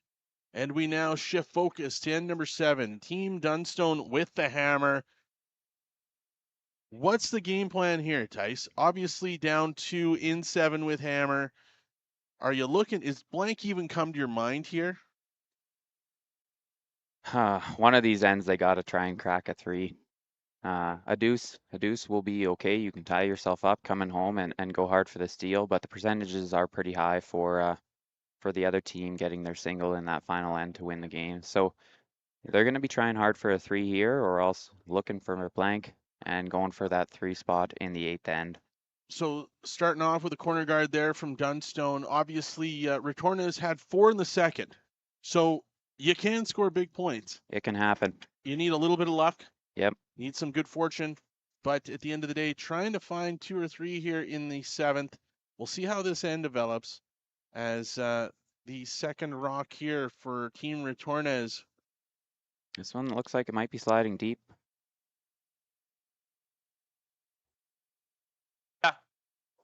Yeah, so right on the button, a little bit deeper than probably what they wanted. They probably would have wanted about a foot higher, just into the 4-foot.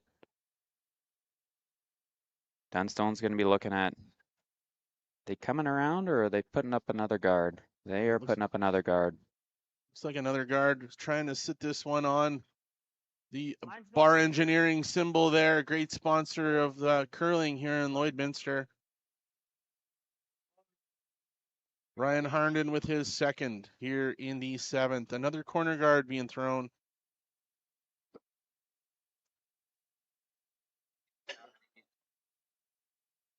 Whoa, we apologize for that.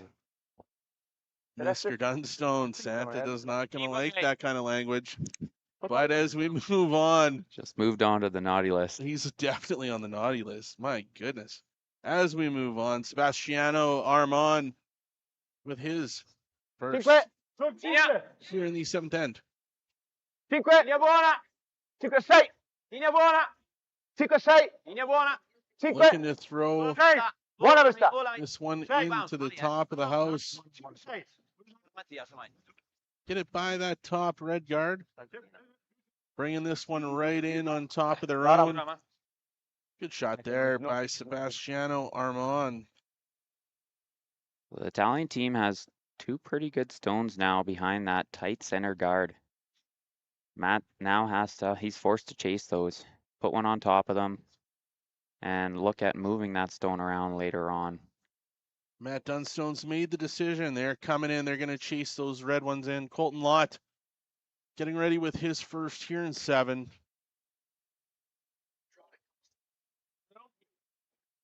Only if you have to. Line's good. Bit of room. Lots of room here. Tons of line. Bringing this one on top. Looks like they're past that high yellow guard now, making their way around the red, trying to make this one sit right on the corner of that one in the 4-foot, and they do. Yeah. Great shot there by Colton Lott. Sits down in time for them. Osseran, giocano qua a 5. There's a little replay for you there. They're just waiting, they can't really carve it any because they're waiting for the weight to come off on it. Now Sebastiano Armand setting in for his second. Looks as though we're going to have another one come in on top of that yellow. Is that what you're seeing, Tice? Yeah, they're going to be trying to get just to the inside of it. They might jiggle that yellow a little bit and see if it pushes off that red and squirts out into the open, but not throwing a pile of weight, just basically a drawdown to it. So when the teams are making these same consecutive shots, obviously they know the line, they know the weight. What are they trying to achieve when they get them into the house? Yeah, so then, of course, they had that same draw on his last shot there for Han, so he's comfortable with that line, with that weight. They're looking at trying to just set up the proper angles for their next shot. And that's what each team is going to be vying for back and forth on these next few shots. Just trying to get them in the right position in order to capitalize on that next shot or get a missed shot from the other team. That's why we have Tyson up here, a guy who's playing a lot of competitive events, played here in the Astec Safety Challenge this week with his family. Obviously not the result that he wanted, but I'm so honored that I get the opportunity to sit up here with him and get to learn and gain from his knowledge of the game with these unbelievable world-class players on the ice right now as Colton Lott gets ready for his second. Whoa, clean. Whoa, curl. Close. Clean. Yep. Whoa. Curl. Bringing this one in here. Curl. EJ Neufeld with the sweep. Oh. And able to knock that red one out. A little punch on the red and then spills that to the side. So that's a decent result there, as that got rid of that stone that was a bit of a problem stone for them. And I think maybe we're hoping to catch a little bit more of it, spill under cover, but it's an all right result for now. And yeah, thanks again for the shout out there. Our squad didn't have the greatest result throughout this weekend, but we really enjoyed the 3 games we got to play, and it was a fun battle in each one. And you know what? Always a different learning opportunity, being able to play with the best in the world on this ice here at the Lloydminster Golf and Curling Center. As you said, curling is a game you can play forever. Obviously, we don't want to give too big of a shout out to your brothers. He's going to turn a real bad temper this year. But at the end of the day, opportunities to play with family, make memories, work on your competitive game. Who knows what's next? Yeah, you bet. So it might be something where we're looking at playing some more competitive events next year and get back into the playdowns. I'm available. If we're looking for a 4th, we'll give you a shout, Kyle. I think you'd be better at me carrying your bag in than messing up the great things you guys have going on with your team. You know what? I might need a golf coach though, so I might be giving you a ring for that. Yeah, I'm a good caddy. Okay, Yeah, perfect. great caddy when it comes to that. So Matt Dunstone's team here trying to find a way with the hammer here in 7. It is a mistake on the scoreboard there for you guys watching online. Retornaz does not have the hammer. Dunstone does here in the 7th end. Looking though we're going to get some peel action here. Is he looking to bump 2 of these red ones out, or is he just trying to take the top one? So it looks like he's trying to take that top one and take one of the back ones with it.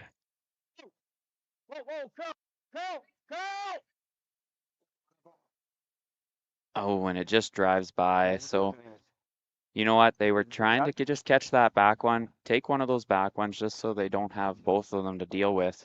I accomplished removing that top red, but spilled away a little bit too far and missed that back one there. So another missed opportunity there. And if Retornaz covers this back up, they're going to be in a bit of trouble.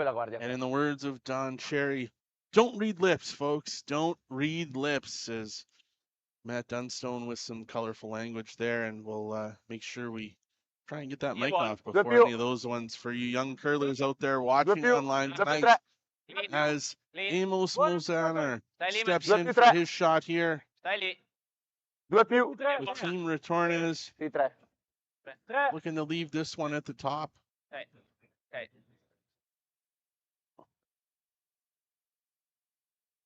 Another great guard. Great guard there from Amos Mosaner. Same thing. Sweepers on that one.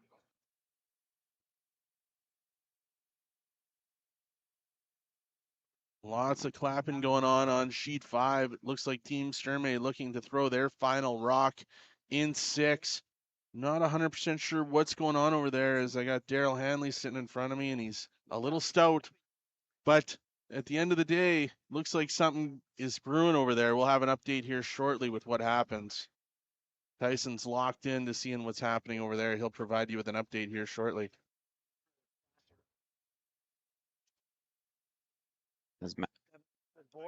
Matt and his squad are trying to figure out what to play in here now.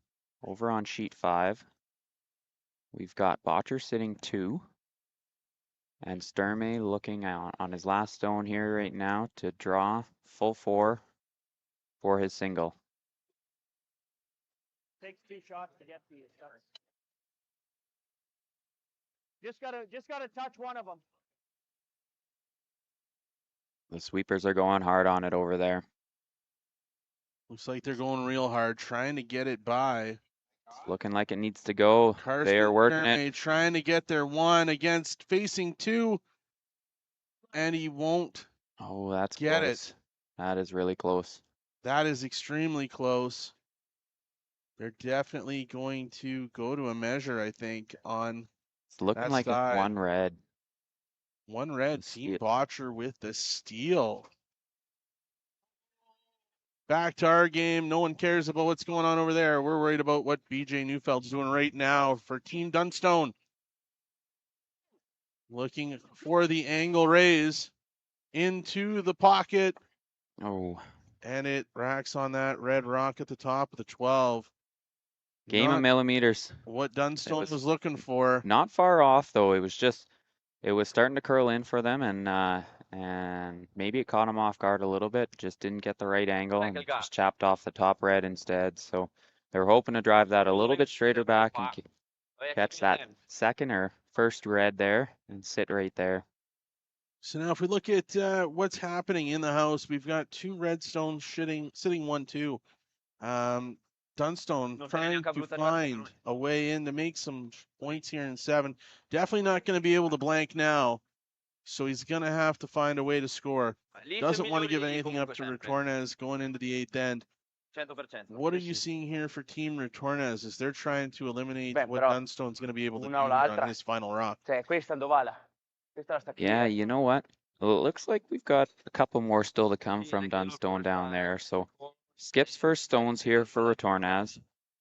He's looking at all the different options that Dunstone has. He knows that he's got a big selection of shots that he can play. So he's going to look at, either coming back to that back yellow, eliminating another yellow, or maybe guarding up and making it very challenging for Dunstone to get in there. And that looks like what they're going to be planning on doing is guarding that yellow that's cornering on those two reds top four. That would be the opportunity that Dunstone has to come in around this center guard and push that yellow onto those reds just to get the angles better for him for his last one. E lo fa nella...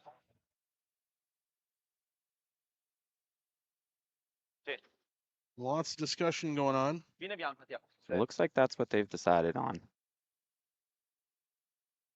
Ora ne parlo.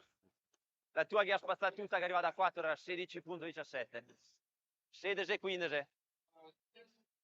Joel Retornaz with his first here in 7 without the hammer.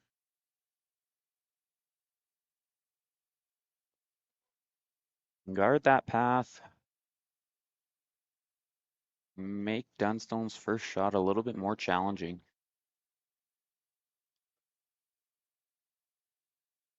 Linea buona. Hands it off to his buona. front end. Linea buona. Line, line, line. Linea buona. They've got the line now. It's Linea all buona. about the weight to get it where they need it to get it. Just cleaning it to a spot. And again, for Skip, doesn't throw many guards in the game, right? Typically, they're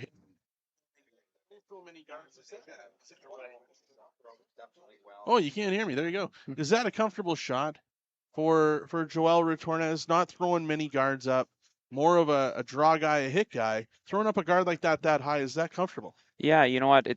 He's so comfortable throwing those draws, and he's gonna throw more draws for sure in a game. It's very seldom will he have lots of guards that he's got to toss in there. So he's just gonna be looking for a little bit of feedback from his sweepers as he comes down to the hack. Just discussing on what that weight needs to be, how much he needs to take off of it in order to get that guard in the right spot. And you know what? If he's in a rough zone of speed, those sweepers can control it and get it to the spot they need to. So he accomplished that there, and they found the right line for that guard to plug that hole. So as you can all see, these guys put in tremendous amount of work on their body, on their physique, being able to have the endurance to play as many games as they're playing throughout today and throughout this Bonspiel. It's no longer about the beers and the drinks and the food after the game and sitting back and relaxing. Curling is a game that's evolved to such an athletic sport where these guys at the highest of highest levels, to win at the highest level, must take optimum care of their body. As we set up Matt Dunstone here for his first in the 7th end with hammer, trying to find a way in to get at least 2, maybe 3, moving into the 8th end. Looking at coming through that port with some hack weight, getting as full as he can on that first red in the top of the forefoot, pushing it, and might be sitting there, might be spilling away underneath his guard. But got to remove that one. That's first goal on this shot. Matt Dunstone, his first rock here in 7. An important shot as he's trying to set himself up. Heavy hack out of the hand. Colton Lott now hard on it, trying to find it. Oh, tick off that top red, but punches one out. A good shot there from Matt Dunstone, as we see on the replay. Obviously didn't get exactly what he wanted, but an excellent shot nonetheless. Getting rid of one of those red rocks of Team Retornaz. Bisogna rollare. Yeah, he just tickled off the side of that first one. Still removing that one, pushing it far enough that he's got 3 yellows sitting second, third, and fourth. So Retornaz has to be careful here.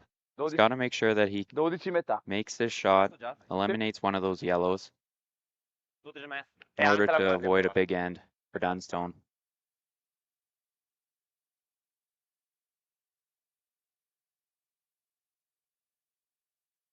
Well, Retornaz here settling in for his final rock here in 7. Wanting to eliminate options for Matt Dunstone as he's looking to find a way to 3. As he will not have the hammer in 8 if they score. Big shot here. Possible TSN turning point. Oh wait, TSN's not here. Whoa, clean. Clean. It's on its way. Joel Retornaz. Clean it. Yo. Whoa. Line. Line. Oh, the sweeper's on it. Whoa. Line. Back and forth. The hit and Oh, roll undercover. Now, removing that stone was important, but getting the roll underneath makes it basically impossible for Dunstone to get a pair here. Matt He's got Dunstone 2 in the forefoot, and I don't know if there's a way for him to remove both of them. trying to find a way into that port in between the 2 reds. A heck of a shot by the world number 1, Joel Retornaz, putting a lot of heat on Matt Dunstone. With the only play they have looks is an angle in off that outside red. Extremely difficult shot, but Matt Dunstone is an outstanding shot maker. Made it to the Brier final last year, knocking out Botcher. Made it to the final. Obviously loves to play the game at the highest level. An opportunity here off the yellow into the middle for 1. Needs a big time shot for a big time player. Matt Dunstone. He'll be throwing some heat here. He's got to come in off this one and plant it on the one that was just rolling to the back forefoot there. Make or break shot here in 7. For his single.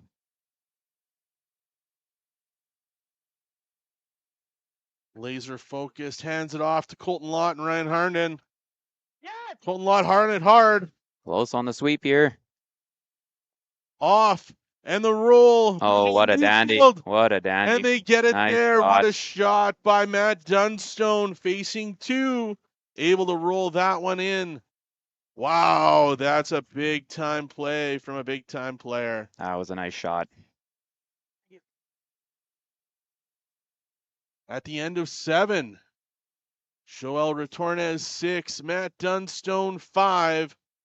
It's going to be a heck of a finish as we come into the 8th end. Joel Retornaz will have hammer, trying to close this one out against Matt Dunstone. We'd like to take a second to thank our sponsors, Boundary Ford, Lloydminster Agriculture Exhibition Association, Canadian Angus, the Lloydminster Curling Club, our host club, the Players Tour, click before you dig, RL Electric, motor rewinding, Fountain Tire, XL Insurance Lloydminster, The Tent Guys, Industrial Scientific, Musgrave Agencies, and Wild Rose Pump and Compression, the presenting sponsor of the Astec Safety Challenge here in Lloydminster, Alberta, Saskatchewan. A big, big shot from Matt Dunstone in 7 as we now get off to the all-important 8th as we're coming down the home. Ryan Harnden getting everything started. What do you think's going to happen here? Are we going to see an extra end? Never say never. These teams, obviously, Dunstone needs to find a way to steal. Hasn't been able to steal so far this game. Gonna need one here in 8 to extend it.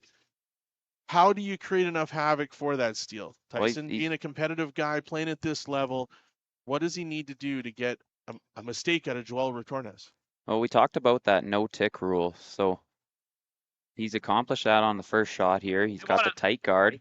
It's on that center line, so it can't be removed from that center line. He's going to be looking at putting another guard up a little bit higher on that center line. Get the double guards going, and then start putting stones behind it and going hard for that steal. He needs the 1 for the tie, 2 for the win. Now, I'm surprised to see Retornaz throwing this one into the rings.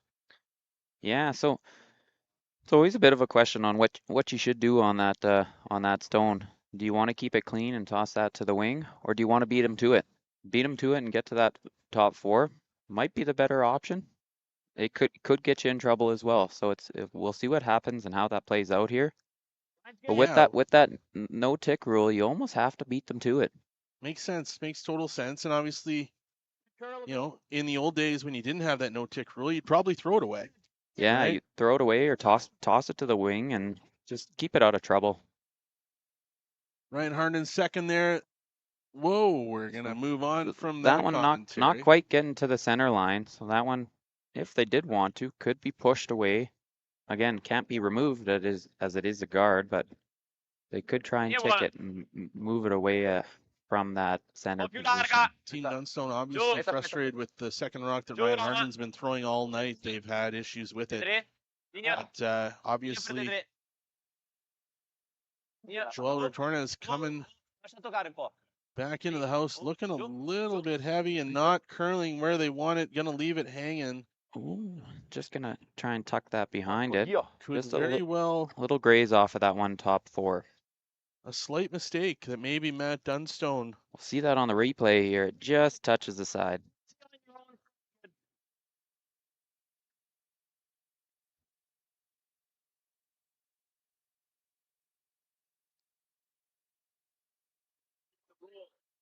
Colton Lott with his first. Room. Curl then. Never off. So they're really trying to carve this early. Okay. It's looking a little better now. Trying to come down, tap that red back. Create a little bit of room. Oh, what a great shot. Good shot there by Colton Lott. Lots of good shots from Colton Lott today. He's been one of the consistent ones for Team Dunstone as he comes up with another big shot here in the eighth end. Key on that one was keeping your shooter right there, top four, biting the top four, and moving that Retornaz stone into the back of the house. So it's just behind the tee line, back button. That's a stone that they can look at bumping another one too, or freezing to it. Sebastian Armand coming with some heat to peel off the guard. Gets one tick second. Shooter sticks around. Definitely opening up a little bit of that room. High guard on this.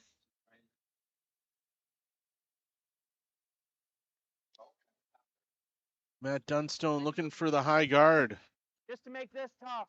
out of Colton Lott. Colton Lott maybe not agreeing with that call. Or BJ Neufeld asking a few questions of his skipper here. Again, we are in the eighth and final end.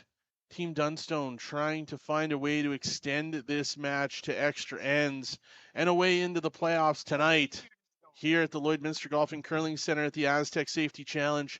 The opportunity at $100,000 is now down to 12 rocks in this game. BJ Neufeld coming down to have a conversation. We'll listen in.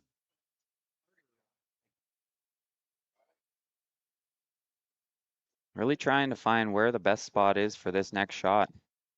Might go low side and get all three going. So much respect for the hitting ability of the Retornaz team.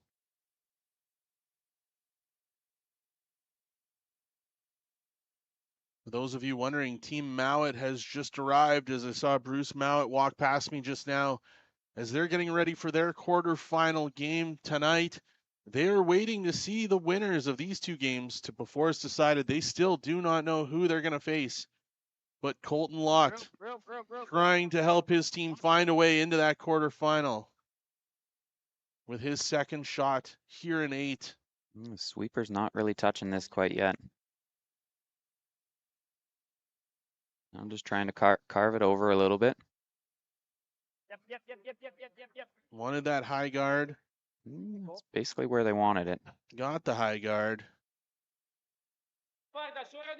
Now Team Retornaz, Sebastiano Armand with his second shot coming up. Looking for the double peel on the guards.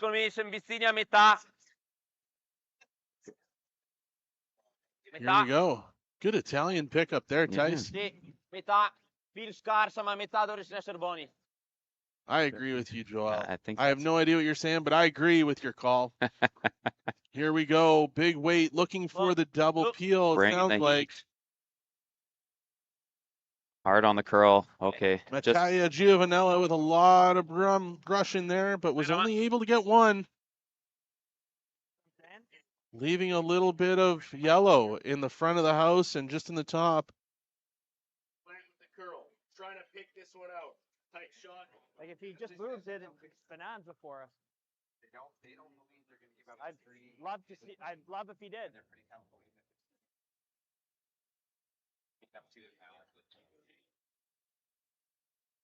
That's the luxury of the position they've given themselves to.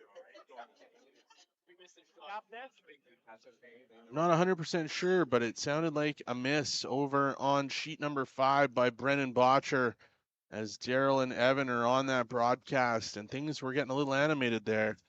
Not sure exactly what happened, but Botcher not with a hammer in 7.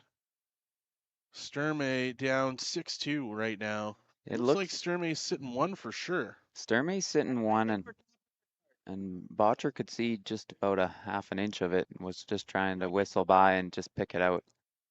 So it was close. Guess when you're up 6-4, you can afford to take a chance like that. You bet. You know, he makes that and game over. You know, Sturmey's going to draw for his 2 here, be down 2 without hammer. Still Botcher in control of that game. BJ Neufeld here with his first shot in 8. Trying to find a way to a high guard.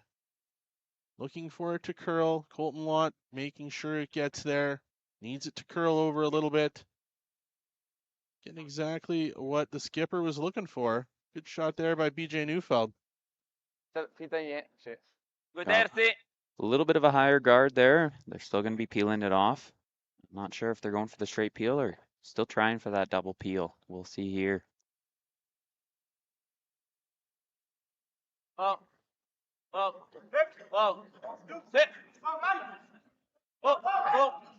There goes the guard and a tick on that yellow guard again, moving it into the rings.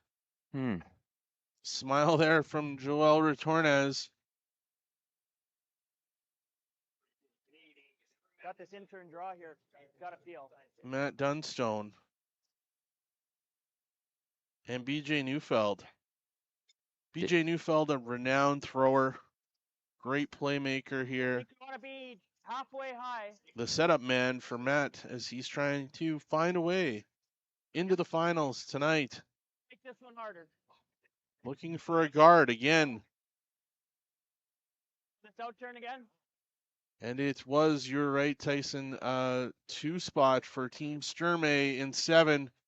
But coming into the 8th end against Team Botcher down 6-4 without hammer. Going to have to steal their way into an extra end to try and get themselves into the quarterfinals tonight at the Astec Safety Challenge. Hard line. Hard line. BJ Neufeld with his second rock here in 8. Looking for another high guard. Colton Lott, Ryan Harnden starting to go a little harder here to get this where they want it. Yeah, finding that spot, replacing that guard once again. Good shot there from BJ Neufeld. Oh. That's because Team Botcher never stops their rocks. Just a little bit of ice to clean up there after some rocks have banged against the boards. Yeah, we got some sweepers. Little ice maintenance here before Joel Retornaz Just watch out. settles in. As he's got to figure out what his going to ask of Amos Mosaner with his last shot here in 8. Tyson being the experienced guy, not wanting to give up a steal here. What's the strategy? What's the play? Well, still that guard is going to be the one that hurts them. So they're looking at what do they do with it? Do they straight peel it? Do they try and run it into one of the ones in the house? Get rid of 2 yellows?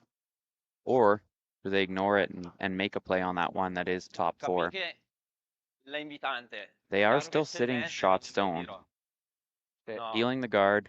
Matt's going to be looking at trying to either draw in or do a little push on that yellow at some point in time. Might be on his first, might be on his second. no? At I any think the point, peel is still the play. is there concern with them having those two rocks below the button? Absolutely. Yeah. I mean, they're shot stone for right now, but you're absolutely correct there. They're back house, so they can be froze on. That's exactly how Dunstone's going to get his steal of one. So do you look at blowing it up? That's what they're talking about too. So you end up trying to make a double on those yellows, but you still leave that guard up top. So if there's a way to get rid of all three yellows, that would be ideal. Obviously. But And what about his two rocks at the back? maybe Does he maybe look to taking maybe get one of those out? Yeah, taking some of those with it. Yep. Right now they're just damaging to him. So let's see if they're going to go for the straight peel. No, I think they're going to be trying to run it in. If there's anybody out there on the live feed that can translate for us, we'd love it right now. But Amos Mosaner stepping in for his second, Just bringing some straight heat. peel. This is coming fast. Straight peel, guard is gone, shooter's gone as well. Surprised it didn't go all the way over to sheet 2 with that heat. And that one is gone. Now, Matt Dunstone, BJ Neufeld.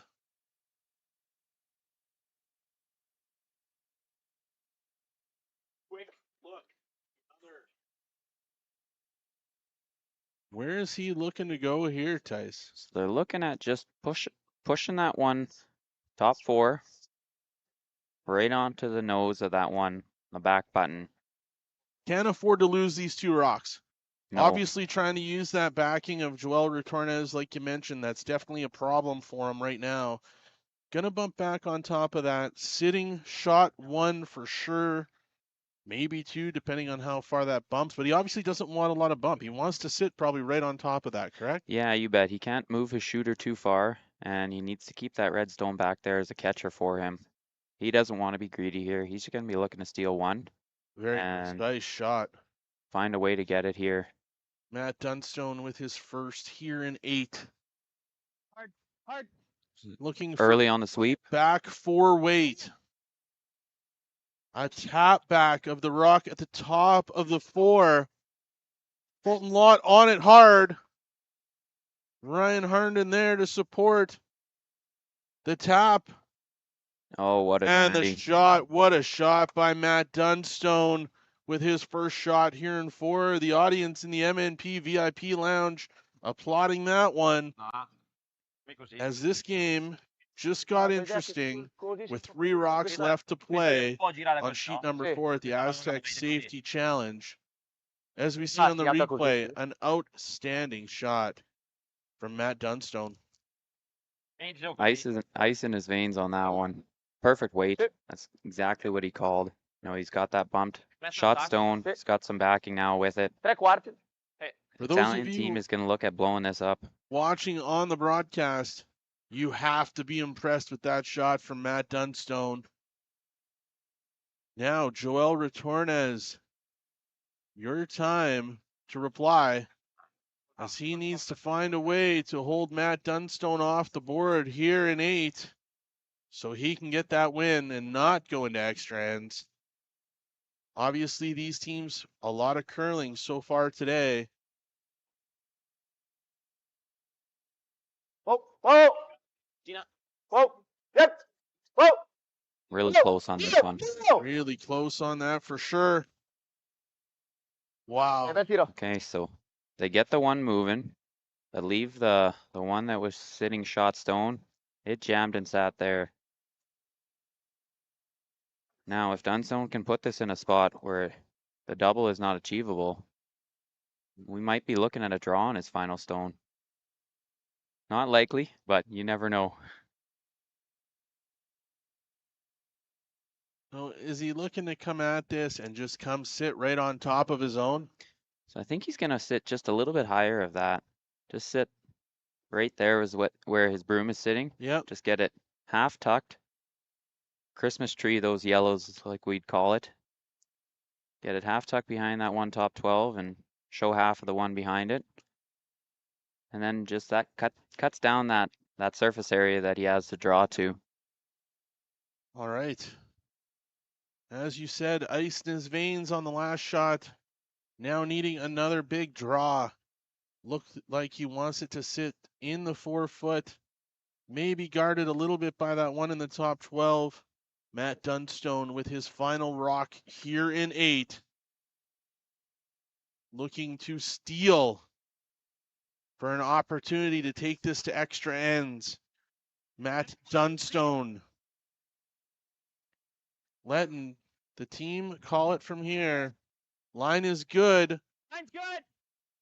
Line's great. Looks like a bit of room. Good to great. Bite the 4 he's asking out of his team here. Needs it to curl. Touch heavy. Yeah, about a foot deeper than what he was hoping for. So now created a little bit of a pocket there for Joel Retornaz, but needs to be full button. Yeah, the tricky part with it is he did get it frozen to the corner of that. So if they can see enough of it, they might throw a takeout with some heat and just look at blasting those 2 yellows out of there. They've got that red counting 3rd shot in the back 8. Other alternative is just draw to the button. Might be able to use. Does he use that one as backing if he needs it? We saw him do that earlier when he was going for 4 in the second end. Use those ones for backing. Obviously, looks like he's taking the ice where he's going full button. He'll be going full button here. I mean, sometimes you can use that backing. This one, you really don't want to flirt too much with that guard. It can come onto the side of that back one there and be fine. Catch half of it. But he's got to have the T-line weight. World number 1, Joel Retornaz, for an opportunity to play in the quarterfinals tonight here at the Astec Safety Challenge. Settles in for his final rock in this C-Event qualifying game. Tyson getting the stopwatch out. We're going to know in less than 10 seconds. Handed it off to the team. No sweeping at all. Is it heavy, Tyson? I think he's pretty close. He's very close. The sweepers love it right now. Sweepers love it. For the win, Joel Retornaz. He was just a smidge warm with that weight, so they carved it in a little bit just to use that backing, like you said. Gets the win, and Retornaz will play tonight against Nicholas Edin in a quarterfinal match at the Astec Safety Challenge. What a game. A big lead to start for Retornaz in 2. Dunstone battles back throughout the game, putting pressure on these guys. A massive win at 7-5. Tyson, what are your thoughts on what was an outstanding game? Well, after N2, when it opened up, I thought this thing was going to be over a lot earlier. That Dunstone team sure impressed us all today, battling back, making a lot of great shots down the last couple ends here. And, you know, Joel Retornaz with that final draw, he, no hesitation with that one, puts it right on the pin. Uses a little bit of the backing, but he had that there for him. So a great game by both teams, and Retornaz is into the qualifying round. Now Retornaz will be going into their 4th game of the day at 7 o'clock. Ryan Fry coming out there now, high-fiving the team. These guys are going to get a quick break. It is going to be a quick break as they're going to be back on the ice at 7:30 against Nicholas Edin. An international matchup here. 2 of the top teams in the world. World number 1 versus world number 5 in that quarterfinal matchup. Also, for those of you tuning in online, 487 of you, thank you for the opportunity for Tyson and I to broadcast this game for you, and the over 2,000 people on Curling Zone right now. Thank you very much. We've enjoyed bringing this to you. A reminder, Brad Gushue is going to go at it tonight and will be a feature game for all of you in Newfoundland, Labrador that are just getting home from the pub. It's going to be a great game as Gushue will take on Carruthers.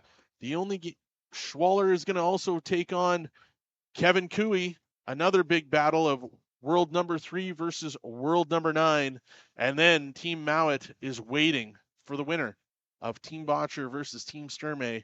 Right now, looking as though Team Botcher is ahead 6-4 with Skip Stones to come.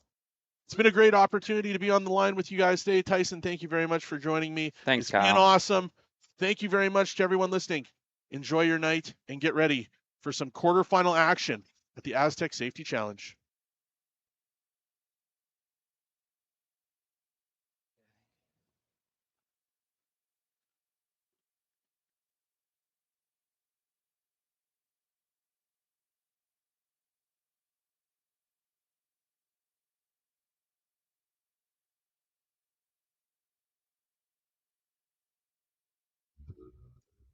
Hi there. I'm Joseph Rosenberg, the Contact Center Manager for Utility Safety Partners, and we're very proud to be a sponsor of the Astec Safety Challenge. Now, when you're competing in a bonspiel, you gotta dig deep and uncover what's buried and plan each shot. And in life, when you've gotta dig deep and uncover what's buried, well, you have to plan, and that plan needs to involve utility safety partners. When bumping that object in front of you is not an option.